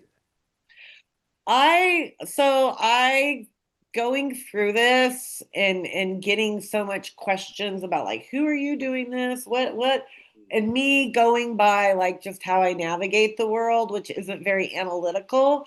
I moved back to my home community and put weed in 50-year-old soil that my best friend's family's been working for, well, 55 years. And it's very special soil. There's a vineyard just down the road. There's a huge farm down the road. There's a flower farm down the road. It's pretty special stuff. And I went, I wonder what happens when you just throw this in the soil and water it. And that's what I did. And you know what? And I didn't big leaf it. I like didn't do all the things. As a vertical indoor grower, you have to be like hyper vigilant. And I'm too old, I'm too tired, and I'm too stressed to be that way with anything anymore. And so and I was losing my love for the plant and the people. I almost walked away from this project a couple of years ago. And so I put some plants in the ground, and you know what she did? She said, "Yeah, sister, let's dance." And I didn't have to do anything but water her and hang out with her. And these plants produced such good flavor and beautiful bud structure and very little breakage. I just let her do I let her adapt, and the soil was worked so well and so full and vital. And you were talking about, the mountain and the water running underground. That's where I sit, is right at the base of a mountain that does that. And I get some really beautiful flavors and very little work because I just let her adapt to the environment and do what she wants to do. And I feel that the soil, and when you talk about the value of these cultures across the globe, it's that biodiversity, it's their ecosystem that made that, and maybe how hard it is to get there, but it allowed that plant to foster there. And that is the soil, that is what the geology and water create. And so how could it not be the soil? It It's just all of that and the imperceivable, right? Which are the things we're slowly learning about when we start talking about like thiols and thiolates. You should link up with Nick Ziegler and the people he worked with in the hops industry because they discovered like 1,400 plus thiols in hops wow. at Yakima Chief Hops, and he's come on Hash Church a couple of times. It wasn't him as the like personally who did the analytical and scientific work, like putting the jerry rigging the equipment so that it could perceive these things and figuring out a way that they could I guess identify them. But yeah, it's very cool work. Super, super awesome. It was what an Wait, incredible. hops and cannabis are cousins, no? Yeah, well, that's it, dude. Exactly. That's why Nick, way back when on Hash Church, like a long time ago, dude, before abstracts, before other people really were having these conversations, Nick came on here and was like, "Yeah, we discovered like all these styles." He's like, "I'm pretty sure they're present in cannabis too." And Have since some friends then, that used to use hops to hide their weed. They would grow the weed under the hops. right. Well, you can graft one onto the other. Ooh, how exciting. I wonder Yeah. what that's called legally. People have made beer from it. There was a recipe in High Times called Two's Too Much, but Yeah. Two's too much. Yeah, if you look in the old high times, Fuck. there used to have the recipe for it, and it was about grafted cannabis beer, and yeah. So there you go. So those things are out there and do exist, but it shows you the importance of what we've done. Is we've had those types of discussions on Hash Church, so it makes sense that you're sharing what you're doing here and continuing that lineage of helping us all understand as we've always wanted to see science and research done. Well, this is real science, this is real research, and this is real shit, and I fucking love every goddamn minute of it. So I can't thank you enough for everything y'all are doing or sharing, because I love absorbing, but on top of that, I'm watching the chat, I'm watching people absorb all of this. Oh, And that's as right. we I share, forgot. and Bingo's sharing the link, and as people are going, and then hearing about 18 other countries are now looking at that, which means some of those are going to start making that next step. They're going to take some of these ideas and concepts that we're discussing, and they're going to ideate them and create that next step. So inadvertently, you're building a stairway, and you've built that first step. And what's exciting is to see where that stairway goes. I mean, a spiral stairway, is it going up or is it going down? But regardless, you started the science, and that is undeniable. And to now wave that flag and to show other communities that this science is possible, it takes work, it takes hard time, it takes years and determination, but what you can come up with in the end was worth the entire fucking journey, because now that step's built. Now that next one is there for us, and we're discussing what that looks like. Let's Thank keep you, it going. Edson. It really is the people that came together around the same, or they had, everyone was already like working in the same direction and they just trusted the space. So it's really like and there's a lot of we's that really pulled this off. The amount of people that showed up for 6 years is just like, first of all, I feel so honored to get to be representing us. Second of all, I feel so proud of all these people that really gave of themselves, of their IP, of their experience, of their, like, not cash on the table, but a full genetic sequencing back then was pretty expensive. To house a plant, a seed selection in your nursery is really expensive. To put it out into the market for like $10 an eighth is you're not making money. So all these people, for infinite chemical analysis to take it on, I reached out to other labs, and they didn't know who I was and thought I was crazy. But thanks to Patty and the owners of the Farmers Cup, Josh came on board too, thanks to the Farmers Cup, because when folks were going around saying we weren't legit and, we weren't really doing anything, the Farmers Cup believed in us and gave us a platform to share this. So it really is this beautiful quilt of all these people that came together to do something that they saw was imperative. And one of the things I really hope we as a culture get from this too is that our local governments and our national governments see the value to directly empower the culture, not through institutional funding, and how institutional funding is a wall. And that we have to find new ways to create equitable relationships between the people and the government. And this is a way to do that. And through what we're doing, the way we copyrighted it, and we want institutions and governments to use it, but that needs to be a conversation, not a co-opt. And we feel the culture, like so many other cultures, are being co-opt. And maybe we can help show there's a better way to do it than be Yeah, extracted. I think that our work really stands on the idea that we do not support the extraction of capitalism from these communities. And then it's very important for us to show that we as a community, you people as a community, all of us as a community can do this work cooperatively without extracting from the resources and the IP and the things that people have put their blood, sweat, and tears into. And we can come together and protect ourselves and help ourselves to monetize and have a legitimate way to move forward. And that's what this work really shows in my mind more than anything else. It's Hey, possible. let me run with that for a second. I want to go backwards just slightly first and give a little bit more detail to something that I had said before, because I realize I'm throwing out a lot of stuff that doesn't maybe lock in in the historical timeline people have in their mind. 1972 to 1974. All right. So you're looking at that time period.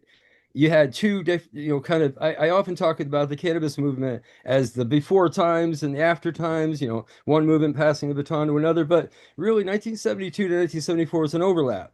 And on the East Coast, you had the birth of National Normal, and you had Bob Randall, I talked about before. He was patient zero. He was the first patient to ever get big canisters of marijuana cigarettes from the DEA through a court case that he won. And the logical outcome and the conclusion of that court case was well orchestrated to create cannabis at Schedule 2 and allow for it to be sold at the pharmacies. That's what I sort of glossed over before. And also glossed over that in 1972, the first marijuana initiative in California had a very different feel to it. And they argued back and forth quite a bit. But what they came about as their slogan was free, legal backyard marijuana.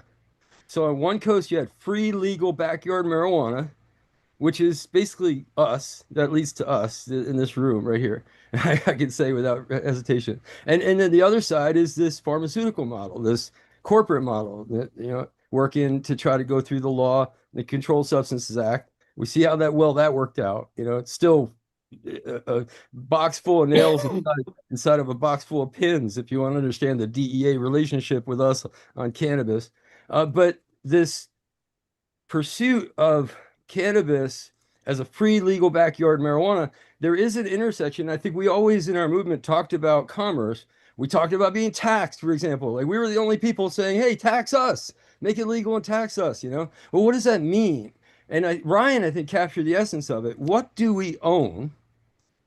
And then, extending from that, what value added does that give to the community? And that would then start to give you the picture of where it fits in an economic model. And then to bring in what Patty's saying, make it which is very well enshrined in international policy. It's not a one-way street. That when I keep talking about a colonial model, that's the one-way street model. That's where I come with a big gun and I take your assets and I make them mine. And to break that model down to the future where we are now, it's more nuanced, but it's still the same thing. I take your essence of your cannabis plant and I throw it in a marketplace and I sell it and I have no idea what I'm doing with it. And that's where these terpenes get mixed in with swag or whatever, because it's just a thing. It doesn't really have the basis in the world that we're actually coming from. This disconnection from the plant and its people. So how do we do that? How do we envision commerce of this plant? How do we envision the relationship? And then I just want to drag us into a whole new territory, the auction, which I found fascinating as a sub conversation in this whole process. But just to throw it out there, we have auctions already that are very well placed in a stream of commerce that does not screw over the small farmers, at least in many cases, hopefully, that contribute. I thought of two examples. One was tobacco, where small farmers contribute their tobacco to a farm, to an auction, and then the auctioneer sells it, and they're selling to RG Reynolds, they're selling to whoever, but you got all these small farmers buying. They know what the best product is. There's not that much variation as probably in our cannabis products, but there's probably some nuance in how to buy at those auctions, I'm sure, and get the good product for your company. We need an auction like that. And then the other example was the flower auction in the Netherlands, which is a world-class auction where growers from all over the continent bring over, their flowers on a daily basis and have rolling auctions where, if you go to a fine French restaurant or a fine restaurant in Ontario or New York City and have flowers on your table, it's a good bet. It was sold at auction at that auction, and the value was brought to. So what is the value that we add to the community? How do we capitalize on that without losing sovereignty? It's not just ownership. That's the only thing I would add to what Ryan was saying. It's about sovereignty. Look up sovereignty and apply that Love over, that word. Yep. interlay that. And then that sovereignty carries from the individual standing there with their watering can all the way to the nation state. And that's all one sovereignty. And then that becomes part of, our possession on earth in an international marketplace.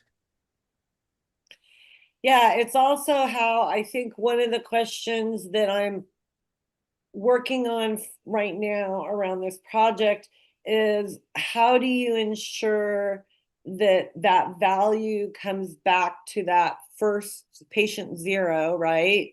Equitably. But so the system sustains. And we were able to do it back in the day. And I think there are pathways so that it's not like one community benefits, right? Like, how do we, and we talked about this at the very beginning of the project, like, okay, well, if we were to auction off an Afghani, or if this comes from an Afghani or whatever, how, like, it came from Afghanistan, how do we find ways to give value to Afghanistan? Like, like, how does that all work? And I think they're all important questions because there's a lot of communities that have sacrificed so much because of the drug war. And that's really what the nonprofit mission is to empower communities that have been impacted by the drug war. And there's a lot of communities around the world and that also have developed incredible plants, not just cannabis. I'm very close to the tribes up here. I went to high school on a reservation, and my mom was the nurse at their hospital, so we're pretty integrated. And I see like so much lost in translation versus experience in the value of the tribal medicines because like cannabis, the tribes have all these medicinal traditions that their environment supported them, and like that's the science we need to like really dial into. And this plant gives us, I'm sorry, I started babbling. This plant gives us an opportunity to do that. It's just so exciting to have these kind of conversations. I love it. I really Well, we love all it. do. This was great. You came to the right Lele, place. you're speaking my language. I am also native. My tribe, I'm Assiniboine from Fort Peck, Assiniboine and Sioux tribes in Montana. And what you're talking about is traditional ecological knowledge. It's ancient science that modern science is just now relearning. And those two worlds are coming together. And so I love you saying that. So thank you. Yeah. Ooh, I feel it. I know it. It's great. No, I think that's the greatest wisdom is that tradition from all tribes across the globe because our ecosystems are so much a part of our survival. And we need that's the reason that my mom was so smart is because of who taught it her. So I think that's the real wisdom. And what I've learned through this experience is that science and data can validate it. My woo-woo started really woo-woo, and then it got like even like this thing about energy implants, it's not so woo-woo anymore. Kevin McKernan talked to me about it now, and he said your woo-woo might get proven someday. So it's just I love it. It's what keeps me going in this messed up industry. All these smart people getting to talk. So thank you for the opportunity. I know we're probably at the end and No, we got another hour still. holy cow. Okay. Well, yeah, there's like so many people. I don't know if they're in the chat or whatever, but that really made this happen. Any questions or anything, Ryan, Michael, Patty?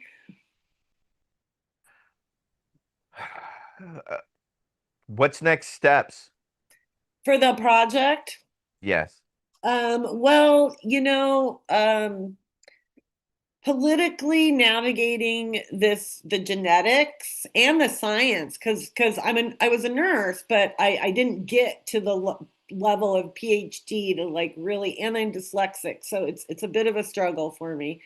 But I know it, and I love science.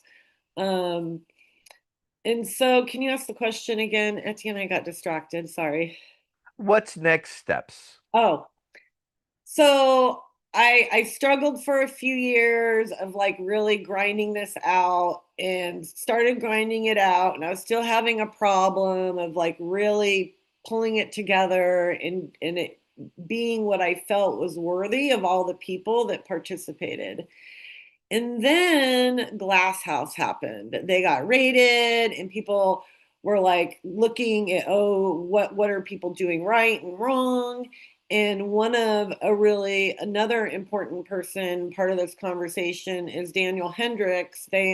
He's part of a team that owns a nursery called Hendricks Farms, and that's who holds the HLP skunk one number 3 for us.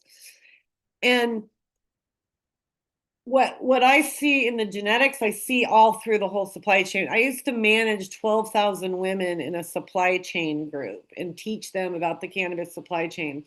And I have a lot of problems with the politics, with the players, with like not having cold storage. Like there's so many problems, right?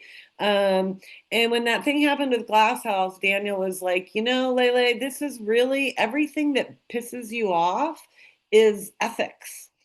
And I've never thought as my culture or myself as an ethical person, because came from this counterculture underground. And so like that word, I always use the word values, and our values are love and grace. That's Humboldt Grace's core values. That's what kept us together. But when he put that word ethics out there, it was like a brain. I get this thing where like a light bulb goes up and then it's like a dominoes thing, and all of a sudden everything comes together in my brain. And it was like a moment like that. And I went, oh my gosh, that's what this is. That's why we want to know the truth of the plant, because so many people, not that they were all lying, but didn't even know what they were talking about. So, like, let's help empower the plant and the people behind it through the truth. And that's an ethical standard. And when I started diving into ethics, I learned that the other very beautiful thing about ethical standards is that it comes from the culture before the industry. Like it comes from the people with the experience, not the people building businesses, not the corporations who are toxifying the skies, right? It comes from the activists, it comes from grassroots, which validated the kind of community that we were as Humboldt Grace, because we're a very grassroots community. We come from lots of different experiences, but we're all very much grassroots in our senses. Even medicinal genomics is kind of like that in their own way. So it empowered the value of getting of that community saying, hey, this is not, these are some standards for the industry, or this is what we think should be ethical standards. So instead of doing that, because I didn't feel like that's any one person's business, I put out a survey. Actually, I didn't. Patty, Caleb Chen helped, and Mitchell Colber, all 4 of us put this survey together, and just started putting it out through our social media, and got lots of amazing comments, information. Someone in there talks about cold storage and transport and the supply chain and how it ruins the product. Like there was so much information in that survey. And then I do have a positive relationship with the sheriff, because I've been a leader in our community, not just as in cannabis, but I chaired the Human Rights Commission. And I've written some county policies from that position around human trafficking. I put a survey out through there. So he trusted me enough to allow me to put together a survey for the Humboldt County Sheriff's for some of his guys to take around ethics. So we got that back. And now, right now, I just got his approval. I asked him to review, I had him fill out a survey.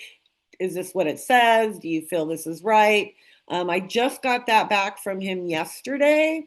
So now I can fully put it all together and show how the plant showed us the importance of legacy knowledge, listening to the plant, and how that is an ethical pathway forward, and how important ethics are, not just because the community says so, but probably the sheriff's department most impacted by the drug war also says so. That was our value beforehand, is that our communities were good, and that the other one they said was that we gave back to the community. So and share that in hopes to encourage or create a pathway forward to help initiate a standard that is around ethics. Like, let's stop separating everything and let's just show alignment in doing it good, being a good person, being transparent, being honest in your business transactions, putting out good medicine. Let's start holding the industry accountable through the community. And so that's what's next, is pulling that all together in the last report, which I'm excited about, because that's where my really core passion is through, I've never been the most ethical, best person in the world. I've been a pretty shitty person at times, but when I got my back injury, dude, when you walk around with pain all the time, and then you also have I have a genetic disease, like, you just can't carry any extra bullshit, like nothing. No, like, my son has to go, like, for a run or something. If he comes into my house, like, saying fuck or, and I say it sometimes too when I'm being all aggro, but like, it hurts. And so helping my healing is what helps me see how much easier it was to walk through in integrity.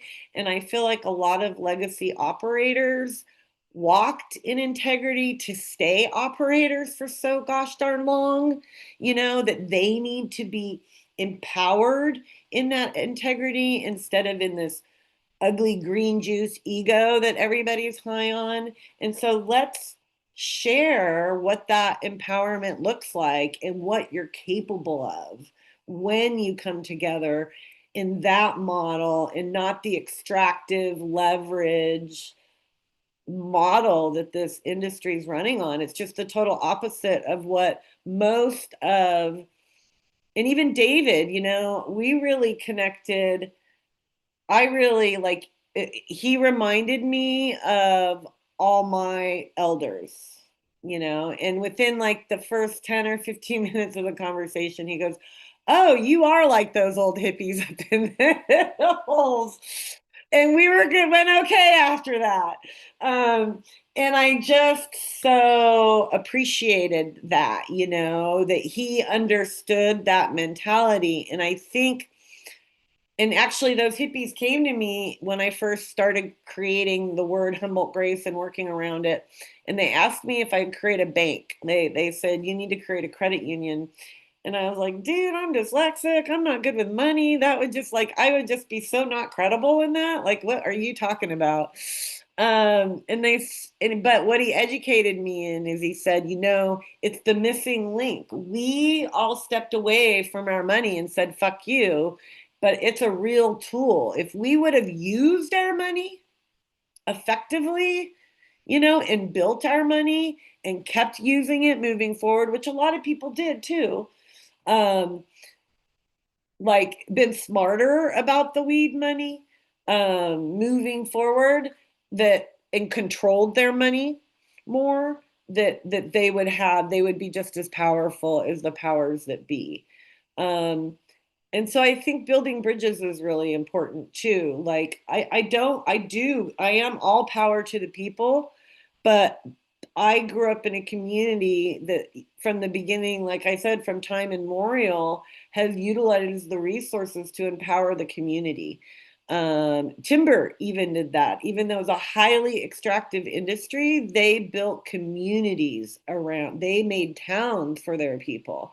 Old timber folks are very dedicated to the company because it took care of them. So not do I believe, I've lived it in multiple different versions. I have lived non-extractive, empowering structures. And part of my excitement about legalization is that this is the opportunity to infiltrate and educate, because like it's of so much value now and all the bigs want it, so but we need to be able to do it so we're empowered and not raped for it, because the drug war did enough trauma to us. We deserve more, and it needs us. It needs all of these folks that have lots of experience around the plant. Well, and that's evident through the science, but also, as you talk, this is years, 6 years. And this was also not without controversy, right? You had actually various levels of controversies along the way. And I know it's painful to talk about, but it's part of the history. And Let's people go do, into that really deep then, So shall this we? is probably the only space I would have that conversation. And I did make a promise, so I cannot speak names. that's fine. I'll just say that, yes, or whatever, certain person, but I can't say names because I want to honor that. Well, But I'm I'm not asking you absolutely to name happily to talk names. about it because it is a part, it didn't just happen to me. It Right. happens to a lot of people, right? It's something that happens.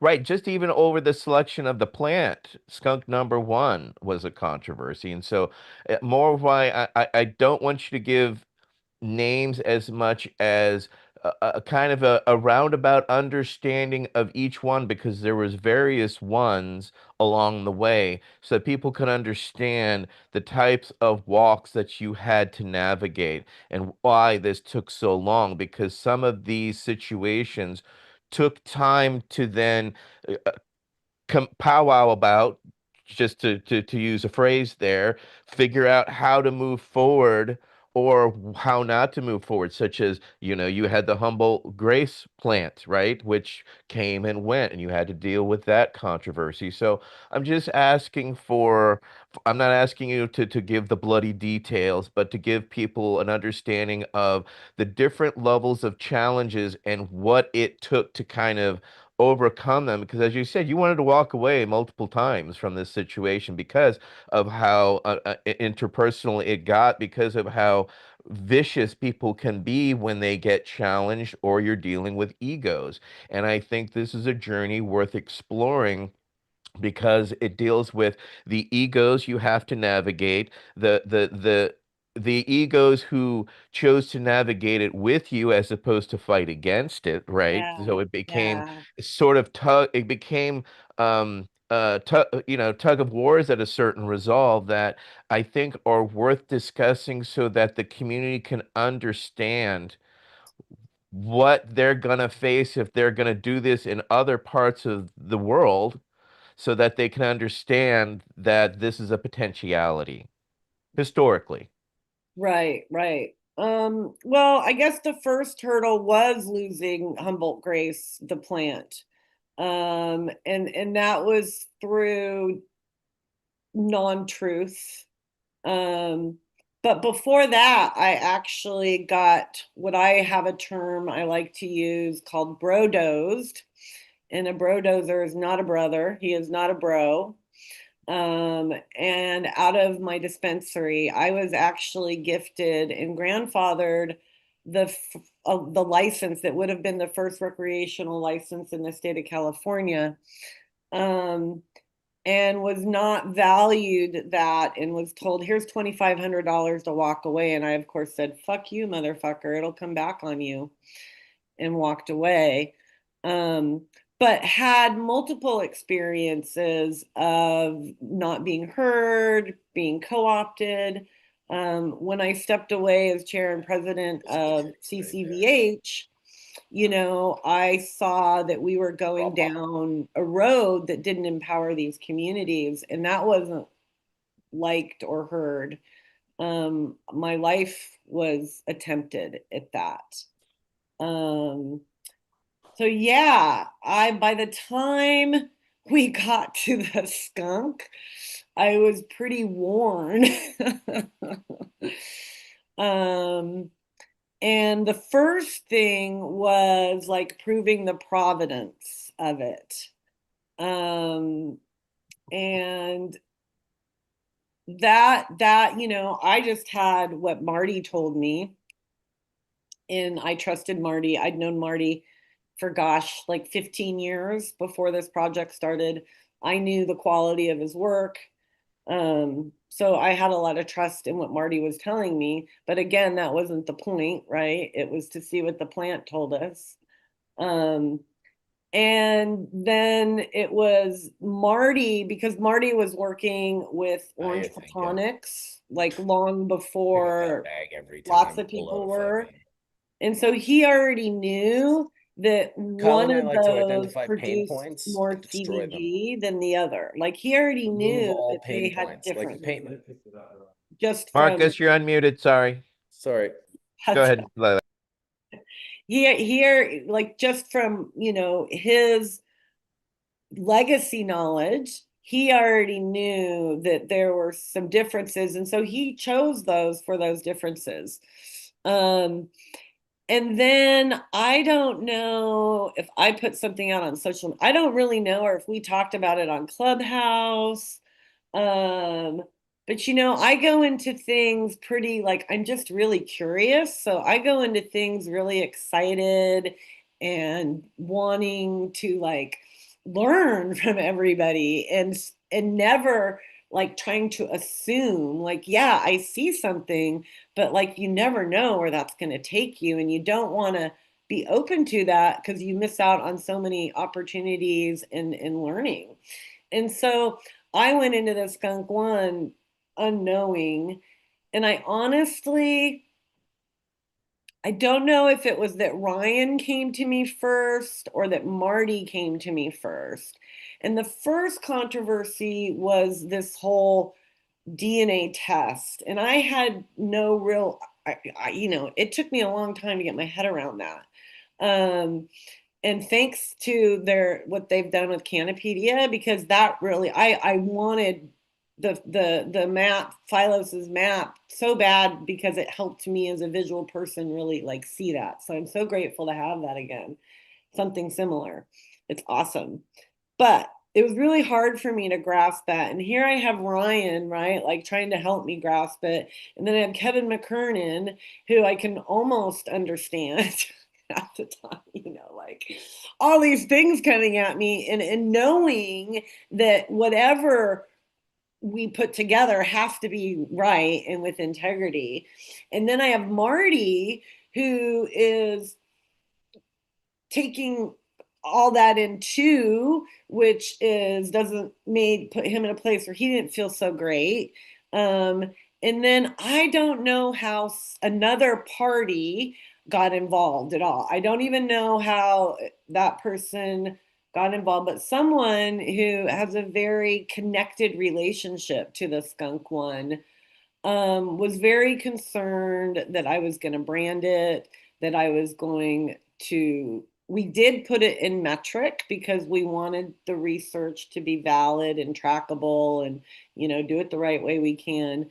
But we only sold it, no one made any money off of that. We only sold it a little bit to get consumer data. And we wanted to do it legally because we didn't want any repercussions to come back on anybody long game if anything were to go awry in legalization. So, and that person felt like they had a lot of ownership over it, which I wouldn't say that's not true. I think a lot of people have some ownership over this story, it sounds like. and questioned Marty's integrity, and questioned my integrity, really, and made a lot of assumptions like I was corporate, how I'm a co-opter. I don't think that's the word that was used, but made some assumptions about me that were totally not true, which I'm used to. I've had some of the biggest people in our California industry not understand my history and call me names. So like I'm used to that too, but was really upset about it and didn't want us to move on and threatened to write a really scandalous article, which wouldn't have been true. And gratefully, Ryan really helped me navigate that in a way that was about as graceful as I think we could have, and really ended up, I believe Ryan has told me, if he's still here, that that's how I was able to have those conversations with David, is because of that controversy. And David, I wanted to, are you cool with this? And he felt that what I was pursuing was the truth and a scientific model. Um, and Well, David wouldn't talk to you unless he had already done his research on you, which of course is the kind of guy that he is. And of course, as you said, after talking to him for 10 minutes, he's like, "Oh yeah, you're one of those fucking granola crunching hippies from the hills. So I know your type. I've dealt with you for a long time." So, you know, he judged on himself and stood on, his own merits and being the creator, as we're made aware. So, as far as I'm concerned, when you've got the hand of God saying, "I'm cool with this," which is basically what you had there, which speaks volumes to one, Skunkman Sam, for validating himself, because that's just all what he does. He's a scientist. That's what he right, did. he did it. How he created, 10,000 selections to come up with the skunk. You know what I'm And I saying? will So, say also about Skunkman Sam, he did have scandalous articles written about him, and yes. Well, he survived them. that, you know what, Marcus, that's the other thing that connected us. Right. Because he said your community, blah blah blah blah, and I went, yeah, my community thinks my community has said that I was the whistleblower on when a cannabis organization got investigated by the FPPC, which is the most ridiculous thing you've ever heard of. And that's not at all what happened. But I feel that, like, I've told you a lot of people jump to conclusions because I don't present like a hippie mama. I worked for Nordstrom's. I kind of, I came from two worlds. Um, and so they make a lot of assumptions, and when really I really just see the power of we, and see how collectively we'd be moving forward so much smarter and faster as an industry if we could see that. And I think David made me feel like in our conversations that he came from that very similar mentality in many ways. And we had the same language. And we understood what it felt to be rejected by a community that you are working hard for in your feelings. And so we really resonated on that. Well, that Yeah. had, but he also kind of became your coach then, to a certain resolve, because, he understood that what you're trying to do, gave you his grace, and then let you do what you do. He didn't put his fingerprints on it as much as he just verified and then made sure and then let you do what you did. Yeah. He said, I'd say the most validating. I mean, we had a great conversation, but and then we had two conversations that Daniel and Ryan was a part of, one of them or both of them. Um, he facilitated all of it, obviously. Um, but I asked him if and he actually told me that I could auction it off. If it was going back to doing more research, that then he thought that was just fine. There were so many people, but that is not, I think the way the auction model really works is novelty. It really has got to be something new, exciting, and exceptional that we don't have all that we can show chain of custody with. We don't have to question so much, but we can empower the legacy through it. So what he said that it just sent me over the moon was, well, if you make some hash, I might come out for it. I was like, all right. Hell yeah. Hey, everybody. I hate to interrupt, but I've got to hop off. I am down here in San Diego helping one of my students do a wellness event. And so I need to leave, but thank you all for the opportunity to be able to talk about this project. And Lele, thank you for your integrity and your beautiful work. So Thank you, Patty, for being a real warrior with me. You've had to navigate some of the drama. So thank you. Thank you so much. I Thank Yes, you, appreciate thanks. Patty. Thanks you. for coming out, Patty. Appreciate yeah, you. that Really was nice to great. hear Thank from you. you. Drop mad knowledge. You're awesome. Appreciate you. Come Thank back you. again. Okay, thanks. Bye-bye. Hey, I think a bridge at this moment, and I would be remiss if I didn't mention it, because I think everybody should watch it or listen to it. It's not much to watch, but listen to David Watson, Dr. Watson, do his presentation at the United Nations. We brought him to the United Yeah. Nations a couple years ago, and he spoke on a panel titled "How to End Cannabis Biopiracy" at the UN. And his words were sage, and it links right to what you were saying about what he said about the auction. It matches up because basically what David said was, we did what we did. We did what we had to do. We passed around genetics in a way that made sense back in the 60s or the 70s or whatever. We were trying to survive a drug war. We were trying to keep the genetics going. There were a lot of people that, were just trying to get through the day on both sides of that equation. It wasn't the time to be talking about long-term contracts on genetic ownership or whatever, sort of to summarize for me. And he talked about the Nagoya Protocol. He talked about these treaties, and if you want to do some studying, I'll just throw some words at you. Look up the Convention on Biological Diversity, then look up the Nagoya Protocol, and then go and look up GRATIC. It's a GRATK, the Genetic Resources and Traditional Knowledge Treaty. If you take those three together, basically it lays out a map on how to have this relationship with governments and communities in a productive way that preserves the ownership of these and sovereignty of these genetics and the communities that not only have the genetics but the knowledge around the genetics. And I think that our challenge is, this is a community discussion. I want you to go back to it in a second too, because I'm really interested in this as well. Sort of the hindrances and hurdles that you had to get over. But this is all has to happen at a community level all over the world within cannabis communities like, the Northern California special cannabis space, where you're able to grow cannabis that's unique, what we call terroir, geographically specific cannabis that adds value to the cannabis experience around the world generally, and it's worth something. And at some point, hopefully, we'll be able to lock all this together. We'll have the relationships between the growers and their local governments, the relationships between the local governments and the federal governments, and the relationship between all those federal governments and international treaties. But before we can have any of that, the community itself has to lock down on what it is that it wants to produce, where it fits into that community of the marketplace. And right now, for example, in the United States, we've got rescheduling on the horizon here, and it's basically already done in some ways, but it's purposefully prevented cannabis from being able to be mainstreamed in medicine.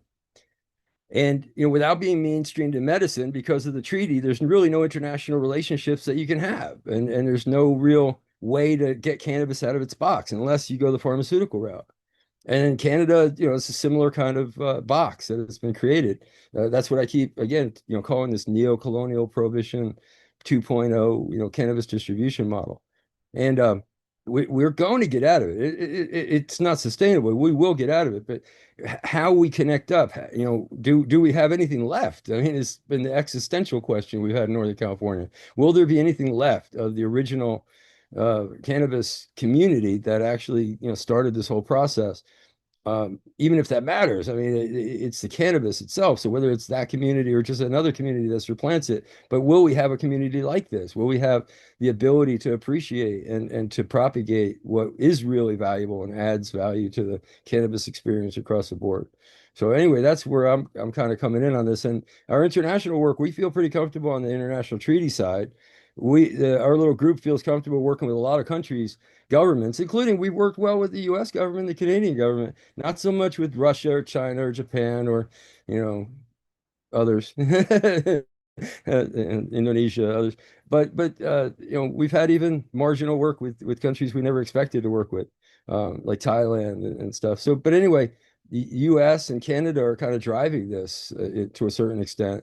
Europe is certainly driving this to a certain extent. So, working within the beast as we are here in the United States, I think it's not just a model, it's also sort of breaking ground. So anyway, hand you back the mic.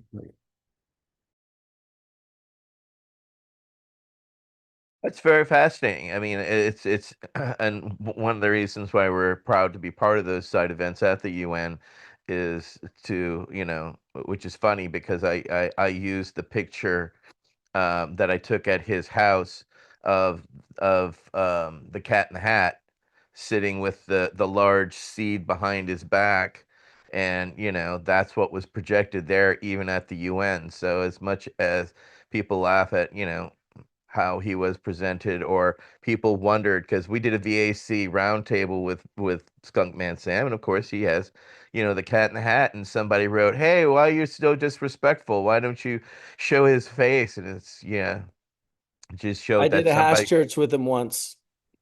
You're right, and that he won't. He just basically that's just the person he was. It wasn't When you're about when, him. and when you're doing Skunkman Sam humor, it's almost imperative that you interrupt someone while you're doing it.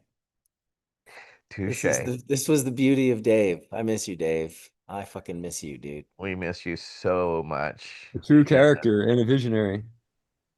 Yeah, I mean, look, he saw the And a value in friend. what Lele was doing and contributed because he wanted to see 520, science eh? done. And if he saw science being done, be damned if he wasn't going to be part of it, right? Even when I have a science group of where I coach young scientists, because behind veterans, military veterans, first responders, and behind them are researchers for suicides. And so I started a support group for researchers because it's there and it's needed. And when he heard about it, he basically wrote to me and says, "Why am I not already on this? And how dare you for not having me in it?" Because that's just kind of guy that he was, and he came in all and he educated until his unfortunate passing. And I know that's one of the reasons why you were, nervous dealing with this, is because you're handling a lineage that has carried through for 50 years, and that's nothing light to carry, but it also shows you the value that he saw it was important and contributed.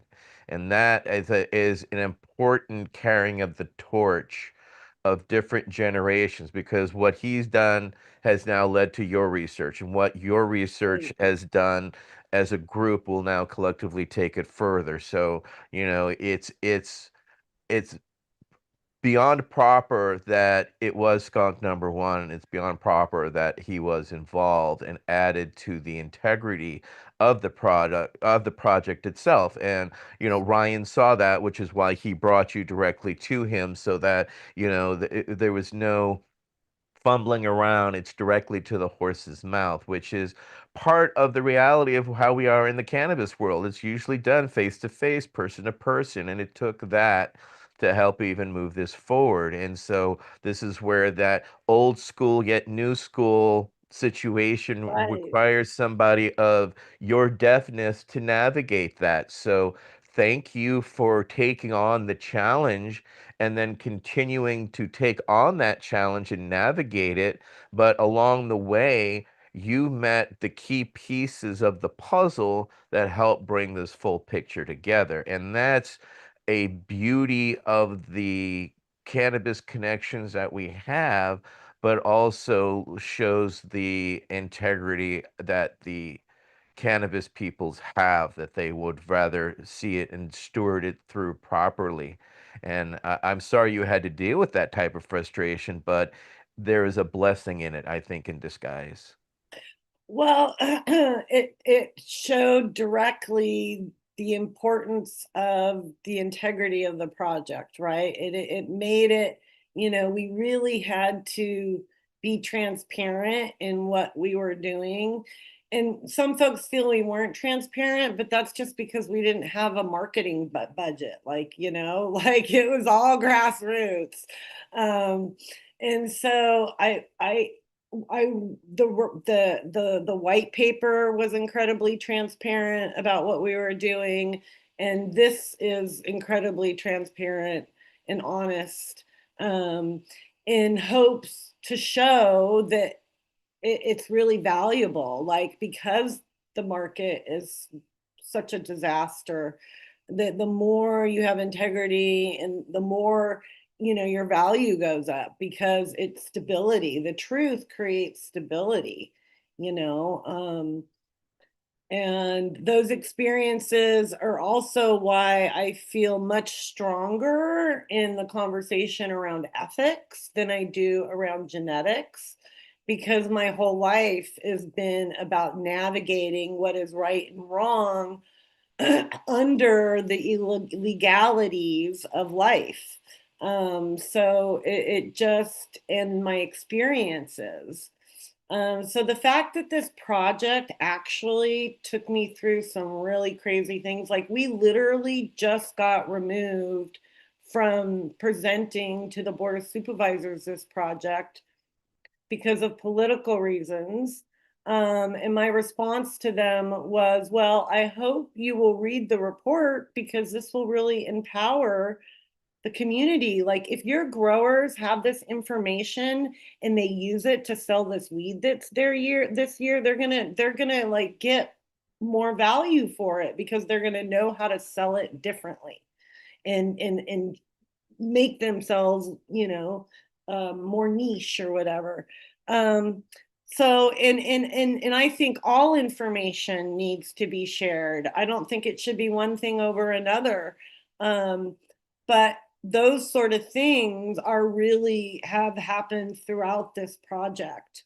And really, what all those things were opportunities to have a choice to play ugly and be, hurt our integrity, or stop doing what we're doing, or stop moving forward the way we were moving forward, and gave us those opportunities to make the right choice, which just strengthened the project more and more as we moved along. I really believe, having such a traumatic life, that those are just all opportunities to become superhuman. Like, dude, other things like that we tap into when you don't get to be normal. I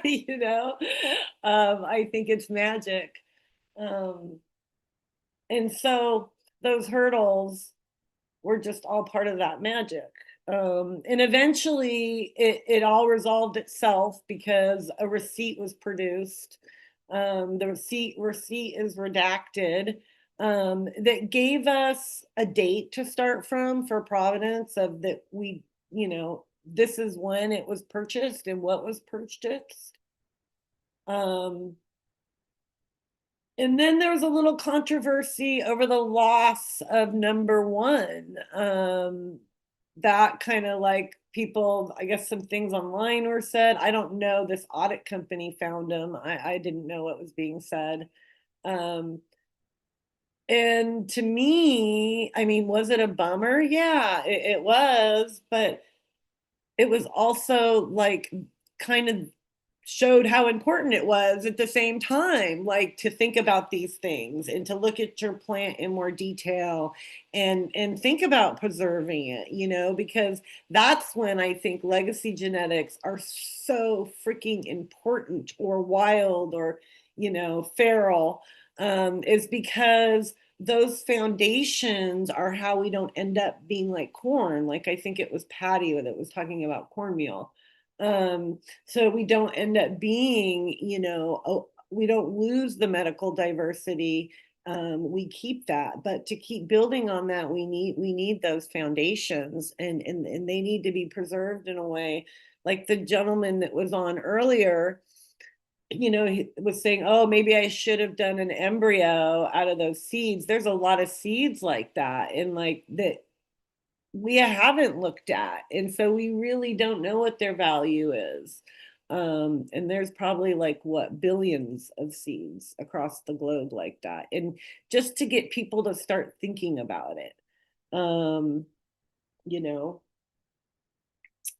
So getting the receipt was good. Then DNA testing it. A lot of people thought we were saying that, oh, we had this exact DNA test, or, you know, we didn't. You know, we understand what we have. It was more like every piece was adding more value to the product, is what we wanted to show, you know. So like at the auction, you want to show the value, and that's what we were trying to do, let the plant show us this. One of the things that some of my partners said, oh, this is, oh, you're done in this community. And I was like, what? And is because the skunk didn't produce. Some people couldn't grow it. I grew it, and it grew great for me. But it also helped me verify a little theory I have, that these older genetics like more of the raw. They don't like to be fed all this stuff, you know. They're like, you know, old, they're like old homemade brandy makers, not champagne drinkers. um, and so it didn't do very well. They lost it. There's all sorts of things that happened. And some folks were not happy with me. They were thinking I was like, you know, that the skunk off was going to be about who grew the highest THC, and not that it was about gathering the data for this project. Like that wasn't understood. So that pissed some people off towards me. But as we move along, people start learning and hearing and seeing what we're doing. And Yeah. then, which was a very unexpected thing, that, you know, like I said, I just know where we need to get, and I don't know how, is that I wanted to see what the plant said. I wasn't thinking appellation and terroir, because it's a very political conversation. It's like just as political as the breeding conversation is, genetics conversation. It's intense. And all of a sudden, and someone told me this before the COAs came back, and it was like, you know what's going to happen here. And I was like, oh shit. We're going to have information that helps support the value of appellations and terroir, that backs that. And that was not our intention to do so, but that's organically what came out of the project. And that has caused us some interesting hurdles, as well.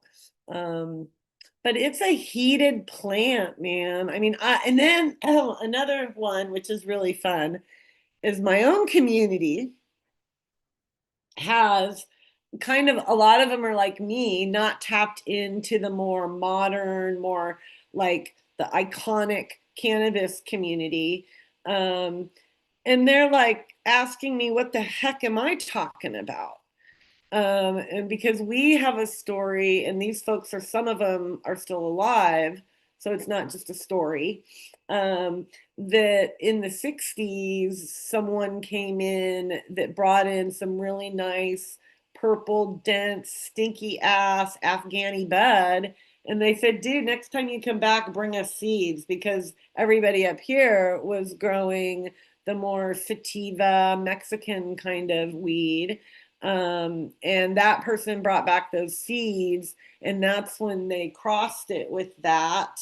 And they put some of those, the story goes, and I would love to do like a documentary and go look for them. But there's a cave that they went and put those original Afghani seeds in to save because they believed they were going to be so important to the future of this plant. And so that there's just so much experience. And then just a few mountains later, there's a whole nother story about the Afghani coming into their community. And so one of the things that this showed us, I think a lot of us, is that we all had such like individual experiences and isolated experiences around the plant. But when you start projecting energy and information around an idea, we tend to end up like collating or working together vibrationally, whether we like to or not. It's like the guy goes, oh, I thought of that idea, right? And so I think a lot of us named some plant skunk because that's what it exhibited, right? And what this shows that even the seeds, there's variation. So like it's so hard, and it was such a blessing for Marty to donate these, and because I wouldn't have chosen them. I can't really smoke skunky weed. It doesn't make me feel very good. um and that Ryan came along and David did all the work he did, because those three factors is really what gave us like this structure, or this outline to work from. Because without all that documentation and stuff that had been done around it, we just, there's no way. And I wasn't expecting to be able, like a lot of folks were worried, oh, you're not going to be, and I was like, well, that's doesn't matter what this is. It's just what we do with it. That's what matters. And so, frankly, I wasn't expecting to get any validation around DNA or anything like that. And in the fact that we got a couple pieces that do help support the lineage, I just thought was such a huge gift and teaches us so much. And then the fact that we learned during the report, and this isn't our drama or anything, that a breeder had a grower breeder had fingerprinted his genetics, and then he contracted with a licensed farm and was growing his genetics in that farm, and he got locked out of the farm, and that farm kept growing their genetics and put it in the market, and they were able to go and get the flower from the shelf and DNA test it. And it was precise enough for the judge and the lawyers, for the judge to go, oh, yeah, this is the same plant, and for the lawyers to do a fairly large settlement over it. And so that once again shows the power of listening to the plant, that not only does it help give you more value, but it shall protect you. So I don't know, is there anything else that I'm missing? Because I tend to forget the bad parts and focus on the good. Unless I'm in my No, pissed I off mode. I think you've done a great job of encapsulating the journey, what you've dealt with, the challenges that came along the way. It was no easy cakewalk, as sometimes people think science is.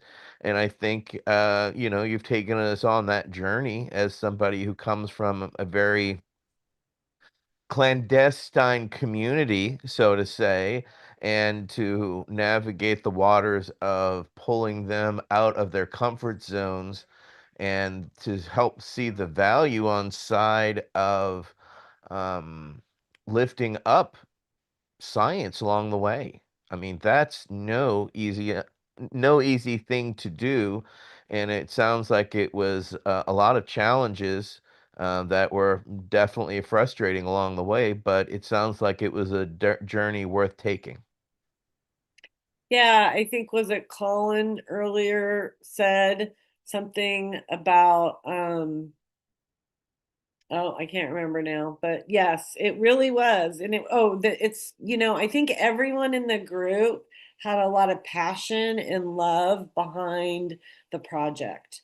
And as a group, we were really loving and kind to each other. So like we get off calls and people would text me and they would be like, it's like church. It's like going to church. They'd be like, and so we supported each other in that group in a way that people walked away feeling heard, I think, and empowered, I hope.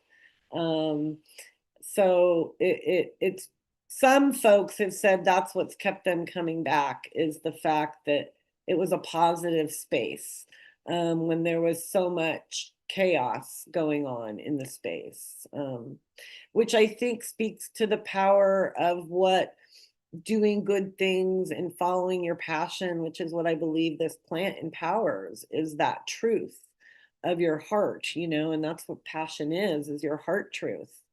That she will protect you and empower you the way she has me. She protected me when someone wanted to hurt me, and it was the truth. It was her truth that protected me around that. She's protected me politically because it's true. Um, so I think we can inspire people to want the truth, to speak their truths, to be who they are, um, and show that maybe we're a little weird and we communicate a little differently. All of us are weird, frankly. I think all humans are weird. But it's also what makes us so freaking beautiful is because we're so weird and individual. And get past all that like this plant, my spiritual teacher, he was a Rinpoche when I was like conflicted about like, because I wanted to be like Nancy Reagan. I did not want this plant.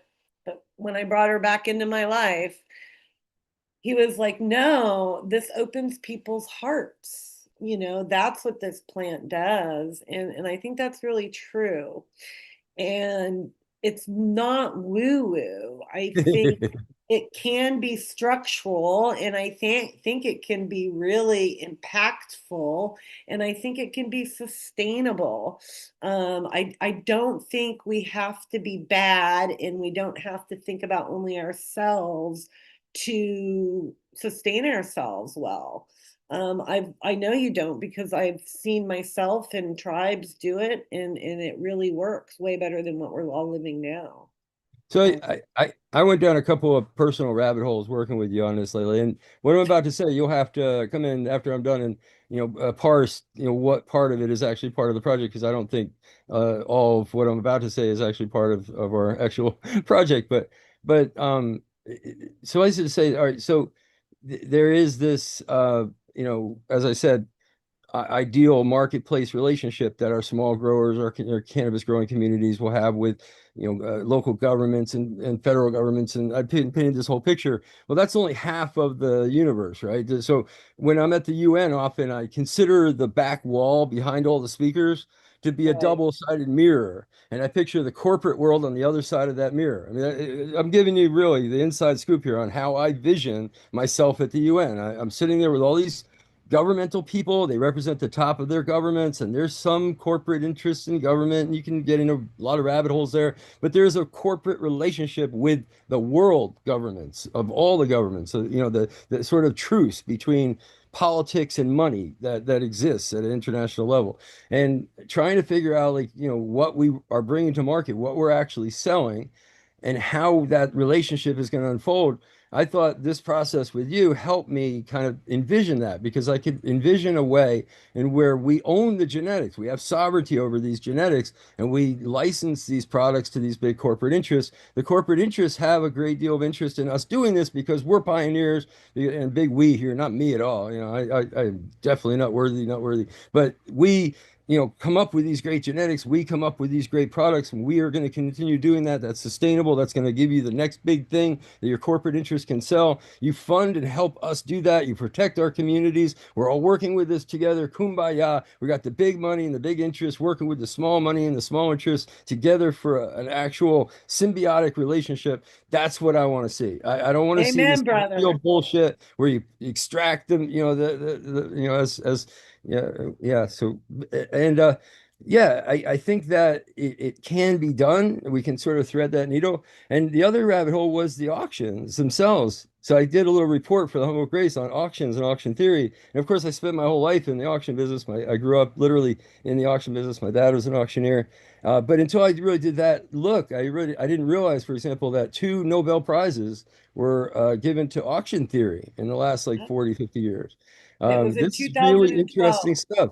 Yeah, how you distribute things in a most efficacious way, where you have the best buyer and the best seller that have a relationship with each other, that you don't just have, Beanie Baby effect or whatever. And I think that it's really interesting. And in our pursuit, we came up with different things that we could do, and it seems like, to summarize it, there would be like several different auction processes that might avail ourselves to our cannabis space over the next 20 or 30 years that might be interesting. I described one, which is the open market, auction that we all recognize, but there's behind the scenes marketing, auctioning that is very interesting, that I'll just refer you to Google to get a deeper dive on, that gives efficacious distribution of licenses and helps to set up regulatory schema that makes sense in the right hands and things. Really wild. I mean, it's some deep shit, Nobel Prize level shit. So anyway, that's on the auction side. So I love this. I love this conversation. I love that you tapped into that. You brought me in because of auction. The minute you mentioned auction in the cannabis space, it's like a tripwire. It's like saying treaty in the cannabis space. It's like another one of my tripwires. Like saying veterans in the cannabis space. Yet another one of my tripwires. I laid all those tripwires very carefully. I listened to them all. I love you all. Oh, Awesome. Awesome, I love Michael. you, Michael. Yeah, very cool. Listen, that was an incredible show, guys. I think we're going to have to continue this one. It seems like there's still lots to talk about. That was a solid 4 hours of goodness. Layla, I super appreciate you coming on and sharing your story. And I've loved seeing the Dubois name, because I've used Dubois as a pen name since I was like 16 years old. When I write my wife letters, Marcus Dubois. So Oh, that right is on. the yeah, yeah, we're connected through that random thing from That's 30 years awesome. ago or 35 years ago. But yeah, no, I want to thank a bunch of people. Obviously Patty for coming in earlier, and Colin, and everyone that's on the panel right now, including yourself, Lele, and the whole story, and being willing to being open with us and sharing everything. It was really fascinating, and definitely awesome conversation. I also want to thank Yono, my Colombian hash maker in Canada, who I've been training for the last month, who we've been making hash together in the hash room. Shout out to you, Yono. And shout out to the Three Blind Trikes. He's here right now, but he's on the phone with his homie. But he brought the most amazing full melt hash that I've been enjoying this entire show. Really, really spectacular quality hash. Like It looks that is, amazing. it's absolutely bonkers. And so go check him out on Instagram. And yeah, I guess thanks everyone for watching Hash Church. Thanks Bingo Lombardi for holding it down as you do. And thanks Colorado for being so fucking awesome. I don't know what I'm going to do right now, but it might be ride motorcycles or go to some golf simulator. I could just be going in 100 different directions. All I know is whole plants frozen. There it is. It's not a Whole Foods shirt. A lot of people might have thought it was, but it wasn't. Dr. Mark, thank you. Didn't get to thank you, Etienne and Michael. Uh, yeah, Ryan that was Lee, thank amazing. you. Thank you, Chimera. Yes, Ryan, that's right. I Yeah. never really saw him, but I heard him multiple times. That was nice to hear his voice in Hash Church sharing the good knowledge. And of course, thanks Skunkman Sam for just being a big part of the Yeah. conversation through and through. I liked hearing the stories. I was lucky enough to have slanderous stories written about me in print with Skunkman Sam simultaneously. So we actually had slanderous and libel articles written about us together as friends. Apparently, if you read the article, Skunkman Sam created me. It's all very funny. It's all very funny. But yeah, I don't I believe appreciate. anything unless I've seen No, it and yeah, experienced it. exactly. Careful what you read out there. Exactly. Well, Well, I we'll want see you to guys. thank, Oh, can go I ahead, just want please. to say thanks to all of you and to Sam the Skunk Man and just the whole experience in supporting the group and myself. You know, How would people get hold of you if they wanted to find out more information? Do you have any they socials or can stuff? go, yeah, they can go to Humboldt Grace on Instagram or Humboldt Legacy Project on Instagram or HumboldtGrace.org. And they can email me at lele@humboldtgrace.org. And they can get at the on the website, there's a waiver, so they could get the full report and it's free. And then the public summary is downloadable from the website. Why don't we get all that linked up through the description of this show, all your contact information? If you can just send it to me in like a one copy and paste, website, the whole nine yards, emails, Instagrams, whatever's, I can put Awesome. it in the description of this video. And then all the people who I'm guessing will be in the 97 to 98 percentile that missed that and didn't want to pause it will have a way to just click right from the description and go to the website or Awesome. go to connecting with you. Thank you. Thank Thank you. you. Thank you. Thank you, Michael. Sending you much love, my friend, all of you. It was a pleasure getting to hear your brain, Mark. Thank you so much for sharing. I We'll learned see you a guys lot. later. Bye, Till you next guys. time. Bye Okay. bye. Great job, everybody.